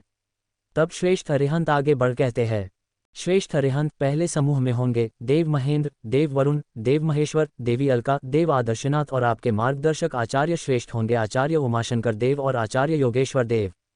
ये कहते हुए दोनों आचार्यों के साथ 5 प्रतियोगियों को एक तरफ आने को कहते हैं। फिर आगे श्रेष्ठ अरिहंत कहते हैं, श्रेष्ठ अरिहंत, बाकी बचे प्रतियोगी देवी भाग्यश्री, देव अलंकनाथ, देव रणविजय, देव हरिशंकर और देव आयुष्मान आप सभी के मार्गदर्शक आचार्य श्रेष्ठ होंगे आचार्य नागेश्वर देव और आचार्य अविनाश देव। ये कहते हुए सामने खड़े व्यक्ति को संकेत करते हैं और तभी वह बड़े बड़े भरी हुई पोटलियां एक था ली में लेकर आता है। श्रेष्ठ अरिहंत, इन पोटलियों में आप सभी के लिए पर्याप्त से अधिक धनराशि और मूल्यवान रत्न है। आप सभी एक एक पोटलियां अपने पास रख सकते हैं। ये कहने पर सभी प्रतियोगी खुश होते हुए एक पोटलियां उठाते हैं। श्रेष्ठ अरिहंत फिर आगे कहते हैं, श्रेष्ठ अरिहंत, आप सभी प्रतियोगी इस धनराशि का अपने प्रशिक्षण में सदुपयोग करेंगे, इस बात की मुझे आप सभी से आशा है। श्रेष्ठ अरिहंत आगे कहते हैं, श्रेष्ठ अरिहंत, आज आप सभी जाकर आराम करें, कल आप सभी को दिव्य कक्ष में प्रातःकाल पहुंचना है, जहां दिव्य अस्त्रों का चुनाव होगा। इतना कहकर सभी प्रतियोगियों के साथ आचार्यों को भी जाने का आदेश देते हैं और सभी उस विशेष कक्ष से अपने अपने गृह को जाने लगते हैं। तभी कुलगुरु कहते हैं, कुलगुरु श्रेष्ठ, देव आयुष्मान और देवी भाग्यश्री, आप दोनों अभी थोड़ा रुक जाए, मुझे आप दोनों से कुछ बातें करनी है। ये सुनकर दोनों वहां रुक जाते हैं। कुलगुरु श्रेष्ठ, पुत्र आयुष्मान, इस प्रतियोगिता को तुम्हें गंभीरता से लेना चाहिए, यही प्रतियोगिता तुम्हारे भविष्य का मार्ग तैयार करेगी। ये सुनकर आयुष्मान कहता है, आयुष्मान, परंतु कुलगुरु श्रेष्ठ, आप जानते मेरे यहाँ आने का पहला कारण मेरे माता पिता है, मुझे उनसे मिलना है। ये कहते हुए आयुष्मान अधीर हो पड़ता है। ये देख कुलगुरु कहते हैं, कुलगुरु श्रेष्ठ, यह अभी संभव नहीं है आयुष्मान, क्योंकि तुम्हारे माता पिता अनंत की गुफा में कैद है और वही भाग्यश्री की माता भी उन्हीं के साथ कैद है। ये सुन भाग्यश्री आश्चर्य हो कहती है, भाग्यश्री, मेरी माता अभी जीवित है। कुलगुरु, परंतु श्रेष्ठ अरिहंत, देव जी ने तो कहा था, मेरे जन्म के पश्चात कलिंदी के योद्धाओं ने उन्हें पकड़ लिया था और उनकी हत्या कर दी थी। कुलगुरु श्रेष्ठ, ये झूठी खबर कलिंदी द्वारा ही फैलाई गई थी, क्योंकि तुम दोनों को ढूंढने पाने में असफल होने के पश्चात यह असत्य खबरों को फैलाया गया, क्योंकि कलिंदी इस बात को लेकर आश्वास था कि इसके पश्चात तुम दोनों एक दिन प्रतिशोध लेने जरूर आओगे। ये सारी बातों से श्रेष्ठ अरिहंत भी अनभिज्ञ थे। श्रेष्ठ अरिहंत, इसका अर्थ यह है कि आयुष्मान के माता पिता और भाग्यश्री की माता को कालिंदी भविष्य में अपनी सुरक्षा हेतु ढाल के रूप प्रयोग करना चाहता है। श्रेष्ठ अरिहंत के बातों को समर्थन करते हुए कुलगुरु श्रेष्ठ हाँ में सर हिलाकर उत्तर देते हैं। श्रेष्ठ अरिहंत, परंतु कुलगुरु, आयुष्मान के माता पिता कौन है और अनंत के गुफा में तो उनको कैद किया जाता है जिनसे अग्निदेश को खतरा हो। ये प्रश्न श्रेष्ठ अरिहंत के साथ भाग्यश्री और आयुष्मान भी जानना चाहते थे। श्रेष्ठ अरिहंत द्वारा आयुष्मान के माता पिता और उनके अनंत गुफा में कैद होने के कारण को पूछने पर कुलगुरु श्रेष्ठ कहते हैं, कुलगुरु श्रेष्ठ, ये रहस्य को मेरे उपरांत किसी को खबर नहीं है, इसलिए आज मैं तुम्हें ये बताना चाहता हूँ, क्योंकि भविष्य में अगर किसी कारणवश मेरी मृत्यु हो जाए तो इस रहस्य को तुम सभी अग्निदेश के देवों के समक्ष रख सको। ये कहते हुए कुलगुरु अपने बातों को आगे बढ़ाते हैं। कुलगुरु श्रेष्ठ, आयुष्मान के माता पिता कोई और नहीं, हमारे अभी के कुलश्रेष्ठ कलिंदी के अनुज छोटा भाई कुलश्रेष्ठ आरोहण देव और कुलमाता देवी अश्विनी है। ये सुनकर श्रेष्ठ अरिहंत और भाग्यश्री के होश उड़ जाते हैं। महाकक्ष की घटना के पश्चात आयुष्मान ने उनको दूसरी बार जोरों का सदमा दिया था। श्रेष्ठ अरिहंत, कुलश्रेष्ठ आरोहण देव और देवी अश्विनी की संतान अर्थात आयुष्मान अग्निदेव के सीधे कुल से है। शायद इसी कारण अक्षदाह ने इनको अपना शिष्य स्वीकार किया था। श्रेष्ठ अरिहंत की बातों को सुन कुलगुरु श्रेष्ठ कहते हैं, कुलगुरु श्रेष्ठ, आयुष्मान को अक्षदाह द्वारा अपना शिष्य के रूप में स्वीकार करने का कारण केवल उनका कुल नहीं है। श्रेष्ठ अरिहंत, तो और दूसरा कारण क्या हो सकता है? कुलगुरु श्रेष्ठ। ये सुन कुलगुरु गंभीर हो जाते हैं। फिर कहते हैं, कुलगुरु श्रेष्ठ, आयुष्मान का जन्म 1000 वर्ष के पश्चात होने वाली उस ग्रह नक्षत्र के स्थिति में हुई है जो कुछ पल के लिए बनती है, जिसमें ब्रह्मयोद्धा जन्म लेते हैं। श्रेष्ठ अरिहंत, तो क्या कुलगुरु भाग्यश्री की भी उसी समय में जन्म हुई है, जिससे दोनों का भाग्य और आत्मिक ऊर्जा एक होती है? ये कहते हुए श्रेष्ठ अरिहंत जिज्ञासावश कुलगुरु श्रेष्ठ की ओर देखते हैं। जब कुलगुरु श्रेष्ठ मुस्कुराकर हाँ में सर हिलाकर उनका उत्तर देते हैं, तब श्रेष्ठ अरिहंत धड़ाम से अपने कुर्सी पर गिर जाते हैं। यह अब उनके लिए बिजली के झटके की तरह तीसरा सदमा था। आज श्रेष्ठ अरिहंत आयुष्मान के चलते झटके पे झटका खा रहे थे। आज उनकी स्थिति ऐसी थी जैसे किसी बच्चे की टॉफी किसी अनजान व्यक्ति ने छीन ली हो और वह बच्चा समझ नहीं पा रहा हो कि वह हंसे या रोए। तब कुलगुरु श्रेष्ठ कहते हैं, कुलगुरु श्रेष्ठ, जब अश्विनी देव गर्भवती हुई तभी गरुड़ पंथ के मुखिया की पत्नी भी गर्भ से थी। ये समाचार के पश्चात जब दोनों के जन्म के आकलन करने में बैठा था तब मुझे यह आभास हो गया था। ये कहते हुए कुलगुरु गंभीर थे, उनके शब्दों में गंभीरता नजर आ रही थी। कुलगुरु श्रेष्ठ, परंतु कलिंदी को भी यह सूचना प्राप्त हो गई थी और कलिंदी द्वारा छल से कुलश्रेष्ठ आरोहण को उनके पद से हटाया गया, परंतु कलिंदी के द्वारा बंदी बनाने से पूर्व मैंने उन दोनों को प्रकृति के इंसानी दुनिया में भेज दिया था। तभी से चुपचाप सारी बातें सुन रहा आयुष्मान कहता है, आयुष्मान, परंतु कुलगुरु श्रेष्ठ, मेरे माता पिता ने ऐसा क्या दोष किया था जो कलिंदी देव ने अपने छोटे भाई और बहू के साथ यह बर्ताव किया? कुलगुरु श्रेष्ठ, दोष तुम्हारे माता या पिता का नहीं था पुत्र, दोष तो कलिंदी के बढ़ती इच्छा और ईर्ष्या की थी। आयुष्मान, ये कैसी इच्छा और ईर्ष्या थी? कुलगुरु, जो अपने भाई और बहू की हत्या के प्रयास के साथ उनकी संतान की भी हत्या का प्रयास करने के लिए उनको षड्यंत्र रचना पड़ा। ये प्रश्न सुनकर कुलगुरु श्रेष्ठ उत्तर देते हैं, कुलगुरु श्रेष्ठ, जब कलिंदी देव और आरोहण देव कुलश्रेष्ठ कुमार थे तब दोनों ही प्रतिभाशाली और शक्तिशाली थे, परंतु जब उनके पिता कुलश्रेष्ठ रामनारायण देव के संन्यास लेने का समय आया और नए कुलश्रेष्ठ का चुनाव करना था तब तुम्हारे दादा और उस समय के कुलश्रेष्ठ ने कलिंदी को कुलश्रेष्ठ न चुनकर पूर्वज की आत्मघंटी द्वारा दोनों कुमारों में किसी एक का चुनाव कराने का निर्णय लिया। ये सुन आयुष्मान कहता है, आयुष्मान, परंतु इसमें मेरे पिता का कोई दोष तो नजर नहीं आता। कुलगुरु श्रेष्ठ, कुलगुरु श्रेष्ठ, जैसे मैंने पहले भी कहा, तुम्हारे पिता का कोई दोष नहीं। देव आयुष्मान, पूर्वजों की आत्मघंटी द्वारा कुलश्रेष्ठ के चुनाव में पूर्वजों ने तुम्हारे पिता का चयन किया, तभी से कलिंदी के हृदय में तुम्हारे पिता के प्रति जहर भर गया और जब तुम्हारे पिता ने जलदेश की कुलकुमारी देवी अश्विनी से प्रेम विवाह की तब कालिंदी के मन में प्रतिशोध की ज्वाला भड़कने लगी, क्योंकि देवी अश्विनी से कालिंदी देव भी प्रेम करते थे और उनसे विवाह करना चाहते थे। आयुष्मान, मेरी माता जलदेश की कुलकुमारी थी। आश्चर्य के भाव से आयुष्मान कुलगुरु की ओर देख कहता है, कुलगुरु श्रेष्ठ, हाँ देव आयुष्मान, तुम्हारी माता जलदेश की कुलकुमारी थी और यही दोनों तत्व के अनुवांशिक रक्त तुम्हारे शरीर में होने के कारण तुम्हारी आत्मिक शक्ति बढ़ने की गति सामान्य से 4 गुना से भी अधिक होनी चाहिए। ये सुनकर भाग्यश्री को आयुष्मान से हुई पहली मुलाकात स्मरण होती है और फिर कुलगुरु श्रेष्ठ को देख कहती है, भाग्यश्री, ओह, तभी कुलगुरु श्रेष्ठ, जब मैं आयुष्मान से मिली थी तब आयुष्मान की आत्मिक शक्ति न्यूनतम स्तर की थी, परंतु मेरे थोड़ी सी ध्यान शक्ति की कला सिखाने के कुछ पल में आयुष्मान की आत्मिक शक्ति 4थे स्तर में था। ये सुनकर श्रेष्ठ अरिहंत भी आश्चर्यचकित हो कहने लगे, श्रेष्ठ अरिहंत, कुछ ही पल में 4थे स्तर पर? यहाँ गुरुकुल में 2 वर्षों से प्रशिक्षण ले रहे योद्धाओं का स्तर अभी तक 4थे स्तर पर नहीं पहुंचा है और तुम कुछ पल की बात कर रही हो।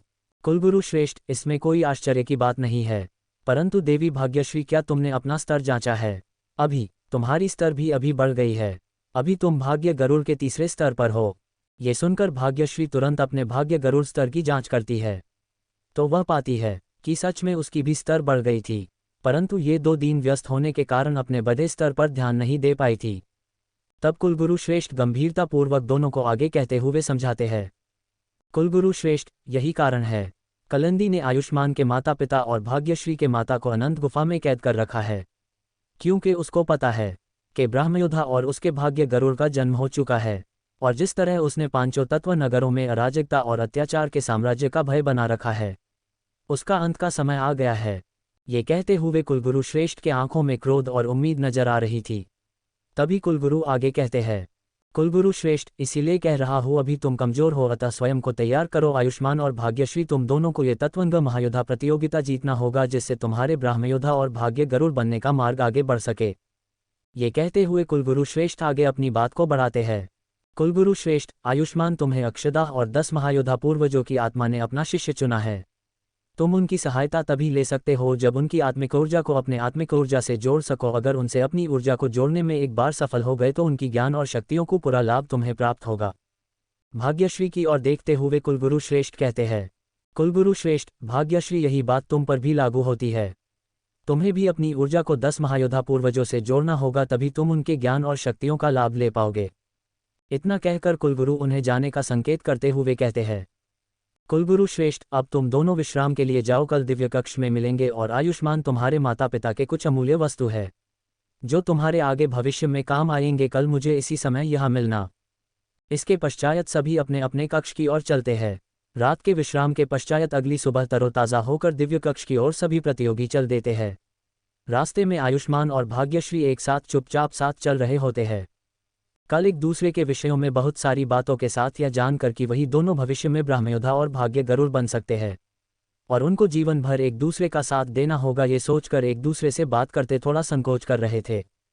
भाग्यश्री, कल तक तो तुम अपना गुस्सा दिखा रहे थे, मुझे आज इतना चुप क्यों हो? आयुष्मान, नहीं ऐसी बात नहीं है, मैं बस ये सोच रहा था कि हो सकता है हमें भविष्य में लंबे समय तक साथ रहना पड़े तो क्या? उद्धरण चिन्ह। आगे उसके बातों को समझ तभी भाग्यश्री हंसते हुए कहती है, भाग्यश्री, हे प्रभु, साथ निभाने और रहने का अर्थ यह नहीं है कि हमें एक दूसरे से विवाह करना है। पागल। आयुष्मान, मम्मा, मेरा मतलब वो नहीं था, मैं तो बस थोड़ा। इतना कहते हुए शर्मा कर चुप हो जाता। आयुष्मान को इस तरह हकलता और शर्माता देख भाग्यश्री जोर जोर हंसने लगती है। भाग्यश्री को हंसता देख वह भी मुस्कुरा देता है। अब दोनों में कुछ कुछ समझ और दोस्ती बढ़ने लगी थी। थोड़ी देर पश्चात दोनों दिव्य कक्ष पहुंच जाते हैं। वहां दोनों समूह के लोग और उनके आचार्य खड़े थे। तभी आचार्य नागेश्वर उन दोनों के पास आकर कहते हैं, आचार्य नागेश्वर देव, यह क्या है? पहले दिन ही तुम दोनों को इतना विलंब क्यों हुआ? देखो, मुझे इस तरह का आचरण पसंद नहीं। एक छात्र और योद्धा में शिष्टाचार का होना उतना ही आवश्यक है जितना एक योद्धा के हाथों में अस्त्र। बड़े ही कड़क स्वर में आचार्य उन दोनों को समझाते हैं और फिर कहते हैं, आचार्य नागेश्वर देव, समझें कि नहीं मेरी बात? दोनों सर झुकाते हुए हाँ में सर हिलाते हैं। फिर आचार्य दोनों को अपने समूह के बाकी लोगों के साथ खड़े होने को कहते हैं। तभी सामने खड़े आचार्य अविनाश देव उन दोनों को कहते हैं, आचार्य अविनाश देव, बच्चों, आचार्य के बातों को दिल पर मत लेना, बस वो थोड़े ऊपर से कड़क है और अंदर हृदय से कोमल है। वैसे तुम्हें भी समय पर आना चाहिए था ना? भाग्यश्री, क्षमा करे आचार्य, आगे से ऐसी भूल नहीं होगी। ये कहते हुए भाग्यश्री आयुष्मान को अपनी कुहनी मार संकेत करती है। तब वह भी भाग्यश्री के बातों को दोहराते हुए कहता है, आयुष्मान, हाँ हाँ आचार्य, ऐसी भूल नहीं होगी। तभी दिव्य कक्ष में कुलगुरु श्रेष्ठ सत्यानंद और प्रधानाचार्य श्रेष्ठ अरिहंत पहुंचते हैं। उनके उपस्थित होने पर दोनों समूह के प्रतियोगी और आचार्य उनका अभिवादन करते हैं। श्रेष्ठ अरिहंत, आप सभी प्रतियोगियों और आचार्यों का दिव्य कक्ष के पवित्र स्थल पर स्वागत है। दोनों समूह और आचार्यों को स्वागत कर श्रेष्ठ अरिहंत आगे कहते हैं, श्रेष्ठ अरिहंत, आप सभी को इस दिव्य कक्ष में उपस्थित होने का प्रयोजन तो पता होगा, फिर भी मैं कुलगुरु श्रेष्ठ से आग्रह करना चाहता हूं कि वह आगे विस्तार से बताए। कुलगुरु खड़े होकर आगे विस्तार से बताते हुए कहते हैं, कुलगुरु श्रेष्ठ, इस गुरुकुल ने सदैव महान योद्धाओं को प्रशिक्षित किया है और उन महान योद्धाओं को महान बनाने में दिव्य कक्ष की भूमिका अतुल्य है। ये कहते हुए कुलगुरु अपने स्वर्ण दंड को कक्ष के भूमि को मारते हैं। ठक की आवाज के साथ दिव्य कक्ष के मध्य के भूमि से एक लाल रंग की चमचमाती बड़ा रत्न उभर कर आती है, जिसका आकार अंडाकार और लंबाई 6 फीट और चौड़ाई 3 फीट की रही होगी। उस लाल चमचमती रत्न से लाल रंग की प्रकाश निकल रही थी, जिस कारण पूरे दिव्य कक्ष में हल्की लाल प्रकाश फैल गई थी। उस लाल रंग के बड़े रत्न प्रकट होने पर कुलगुरु आगे कहते हैं, कुलगुरु श्रेष्ठ, ये दिव्य रत्न है जिसे अक्षदा ड्रैगन की तीसरी आंख भी कहा जाता है। ये दिव्य रत्न योद्धाओं की आत्मा की शुद्धता, पवित्रता, दिव्यता और उनके वर्तमान और भविष्य को देख उनके दिव्य अस्त्रों का चयन करती है, जिसको लेकर अगर योद्धा पारंगत हो जाए तो उसे महायोद्धा बनने से रोकना सहज नहीं होता है। परंतु इतना कहकर कुलगुरु थोड़ा रुककर फिर आगे कहते हैं, कुलगुरु श्रेष्ठ, ये दिव्य रत्न आपके अनुकूल दिव्यास्त्र का चयन कर उसका मार्ग बताती है, परंतु आपको उस मार्ग का अनुसरण कर उस दिव्यास्त्र को ढूंढ निकालना होगा। कुलगुरु थोड़ा रुककर फिर आगे कहते हैं, कुलगुरु श्रेष्ठ, बात यही समाप्त नहीं होती है। उस दिव्यास्त्र को ढूंढने मात्र से कार्य सिद्ध नहीं होगा, वह दिव्यास्त्र पवित्र ऊर्जा से बनी हुई होती है, अतः उस दिव्यास्त्र की स्वीकृति भी अनिवार्य होती है, नहीं तो आप उसका धारण नहीं कर सकते हैं। ये सारी बातों को सुन सभी का आत्मविश्वास कम होने लगती है और मन ही मन सोचने लगते हैं कि दिव्यास्त्र को ढूंढना ही सबसे बड़ी दिक्कत है। अगर ढूंढ भी लिया तो महाशय दिव्यास्त्र की आज्ञा लेनी होगी, अगर उनकी इच्छा हुई तो ठीक, नहीं हुई तो सारी मेहनत पानी में, ये सोच सभी माथा पिट रहे थे। कुलगुरु श्रेष्ठ फिर श्रेष्ठ अरिहंत को दिव्यांस्त्रों के चुनाव की प्रक्रिया आगे बढ़ाने को कहते हैं। श्रेष्ठ अरिहंत, सभी प्रतियोगी अपने समूह अनुसार एक एक कर इस दिव्य रत्न पर अपने दोनों हाथ रखेंगे, तो सबसे पहले आचार्य नागेश्वर देव और आचार्य अविनाश देव के समूह से एक एक कर आए। यह आदेश सुनकर दोनों आचार्य हाँ में सर हिलाते हुए सर्वप्रथम रणविजय को जाने को कहते हैं। रणविजय शारीरिक रूप से शक्तिशाली था, उसे देखने पर ऐसा लगता था मानो वह चाहे तो पहाड़ को भी उठा के पटक देगा। रणविजय आगे बढ़ अपने दोनों हाथों के हथेलियों को दिव्य रत्न के ऊपर रखता है और तभी उस रत्न के ठीक ऊपर एक प्रकाश निकलकर एक गदा की आकार लेती है। तभी दिव्यरत्न में पौराणिक भाषा में लिखा आता है, हिमगदा पश्चिम दिशा हिमपर्वत हिम मानव की गुफा। श्रेष्ठ अरिहंत दिव्यरत्न ने रणविजय देव के लिए अनुकूल दिव्यास्त्र हिमगदा का चयन किया है और उनका मार्ग हिमपर्वत के हिम मानव गुफा है, जहां उनको इस गदा की खोज करनी है। इतना कहकर दूसरे प्रतियोगी को आगे आने को कहते हैं। तब आचार्यों द्वारा भाग्यश्री को आगे जाने को कहते हैं। भाग्यश्री भी अपनी दोनों हाथों को उस दिव्य रत्न पर रखती है, जिस पर रत्न के ऊपर प्रकाश से सुनहरे कवच के साथ बाज के पंखों वाली दिव्यास्त्र के साथ लिखा आता है, वैकुंठ सुनहरी गरुड़ कवच उत्तर पूर्व जलदेश सतलुज शहर। इसी के साथ श्रेष्ठ अरिहंत कहते हैं। श्रेष्ठ अरिहंत देवी भाग्यश्री के अनुकूल दिव्यास्त्र है। वैकुंठ की सुनहरी गरुड़ कवच और दिव्यरत्न के बताए मार्ग अनुसार यह उत्तर पूर्व जलदेश के सतलुज शहर में खोज करनी है। इस तरह तीसरे चौथे प्रतियोगी भी अपने दिव्यास्त्र और उसके मार्ग की सूचना प्राप्त करते हैं। अब बारी थी आयुष्मान की। आयुष्मान के लिए दिव्यरत्न कौन से अस्त्र का चुनाव करती है? क्या आयुष्मान उस दिव्यास्त्र को ढूंढ पाएगा? आगे का भाग अवश्य पढ़े। _I। जब आयुष्मान की बारी आती है तब सभी की नज़र उस पर रहती है, क्योंकि महाकक्ष की घटना के पश्चात अब सभी को आयुष्मान से भय लगने लगा था। आयुष्मान अपने दोनों हथेलियों को उस दिव्यरत्न पर रखने पर एक तेज रोशनी चारों ओर फैल जाती है। थोड़ी देर बाद रोशनी के कम होने पर दिव्यरत्न के ऊपर प्रकाश से एक तलवार की आकार बनती है, जिस पर 2 अक्षदाह ड्रैगनों का चित्र अंकित थी, जो साफ साफ दिखाई पड़ रही थी। दिव्यरत्न पर लिखा आता है, पंचमुखी पवित्र तलवार सप्त पहाड़ी की ज्वालामुखी पाताल दवार। ये देख कुलगुरु के मुख से आश्चर्य की मुद्रा में स्वतः शब्द निकलते हैं। कुलगुरु श्रेष्ठ पंचमुखी तलवार। ये तलवार तो अग्निदेव द्वारा 10,000 वर्ष पहले आखिरी ब्रह्मयोद्धा को प्रदान किया गया था, परंतु उनके स्वर प्रस्थान के पश्चात ये दिव्यास्त्र तो अदृश्य हो गई थी। उद्धरण चिन्ह। ये सुन वहां उपस्थित सभी के चेहरे सफ़ेद पड़ गए थे। सबके मन में यही चल रहा था कि यह लड़का देखने में जितना साधारण है उतना साधारण वह नहीं है। श्रेष्ठ अरिहंत परंतु कुलगुरु श्रेष्ठ आयुष्मान के लिए ये दिव्यास्त्र अनुकूल होने पर भी पाताल दवारा से जीवित वापस आना असंभव है। अगर आयुष्मान वहां से आ भी जाता है तो उस दिव्यास्त्र को धारण करने की आत्मिक स्तर अभी आयुष्मान की नहीं है, तो ये कैसे संभव है? तब कुलगुरु कहते हैं, ये तो मुझे भी नहीं पता, परंतु अगर दिव्यरत्न द्वारा आयुष्मान के लिए यही दिव्यास्त्र अनुकूल बताई गई है तो अवश्य ही इसका कोई कारण होगा, क्योंकि दिव्यरत्न योद्धा के पवित्रता, शुद्धि और उनकी वर्तमान एवं भविष्य को देखकर दिव्यास्त्रों चयन करती है। इस तरह सभी प्रतियोगियों के उनके अनुकूल दिव्यास्त्र और मार्गों का चयन होने के पश्चात श्रेष्ठ अरिहंत कहते हैं, श्रेष्ठ अरिहंत सभी प्रतियोगी 1 सप्ताह के पश्चात अपने अपने दिव्यास्त्रों की खोज के लिए प्रस्थान न करेंगे, परंतु प्रस्थान से पूर्व 1 सप्ताह तक आपके मार्ग में आने वाली बाधाओं को देख आपके समूह के आचार्य आपको प्रशिक्षित करेंगे। ये कहते हुए आचार्यों की ओर देखते हैं, फिर अपनी बातों को आगे बढ़ाते हुए कहते हैं, श्रेष्ठ अरिहंत आपको दिए गए धनराशि और रत्नों का उपयोग अपने यात्रा के लिए जरूरत साधनों को जुटाने के लिए भी कर सकते हैं। ये कहकर दिव्य कक्ष की सभा को समाप्त किया जाता है और सभी को वहां से जाने की अनुमति दी जाती है। वही आचार्य नागेश्वर और अविनाश प्रतियोगियों को कहते हैं, आचार्य नागेश्वर देव आप सभी प्रतियोगी मेरे कक्षा के कक्ष में मिले। इतना कहकर आचार्य नागेश्वर और अविनाश वहां से चले जाते हैं।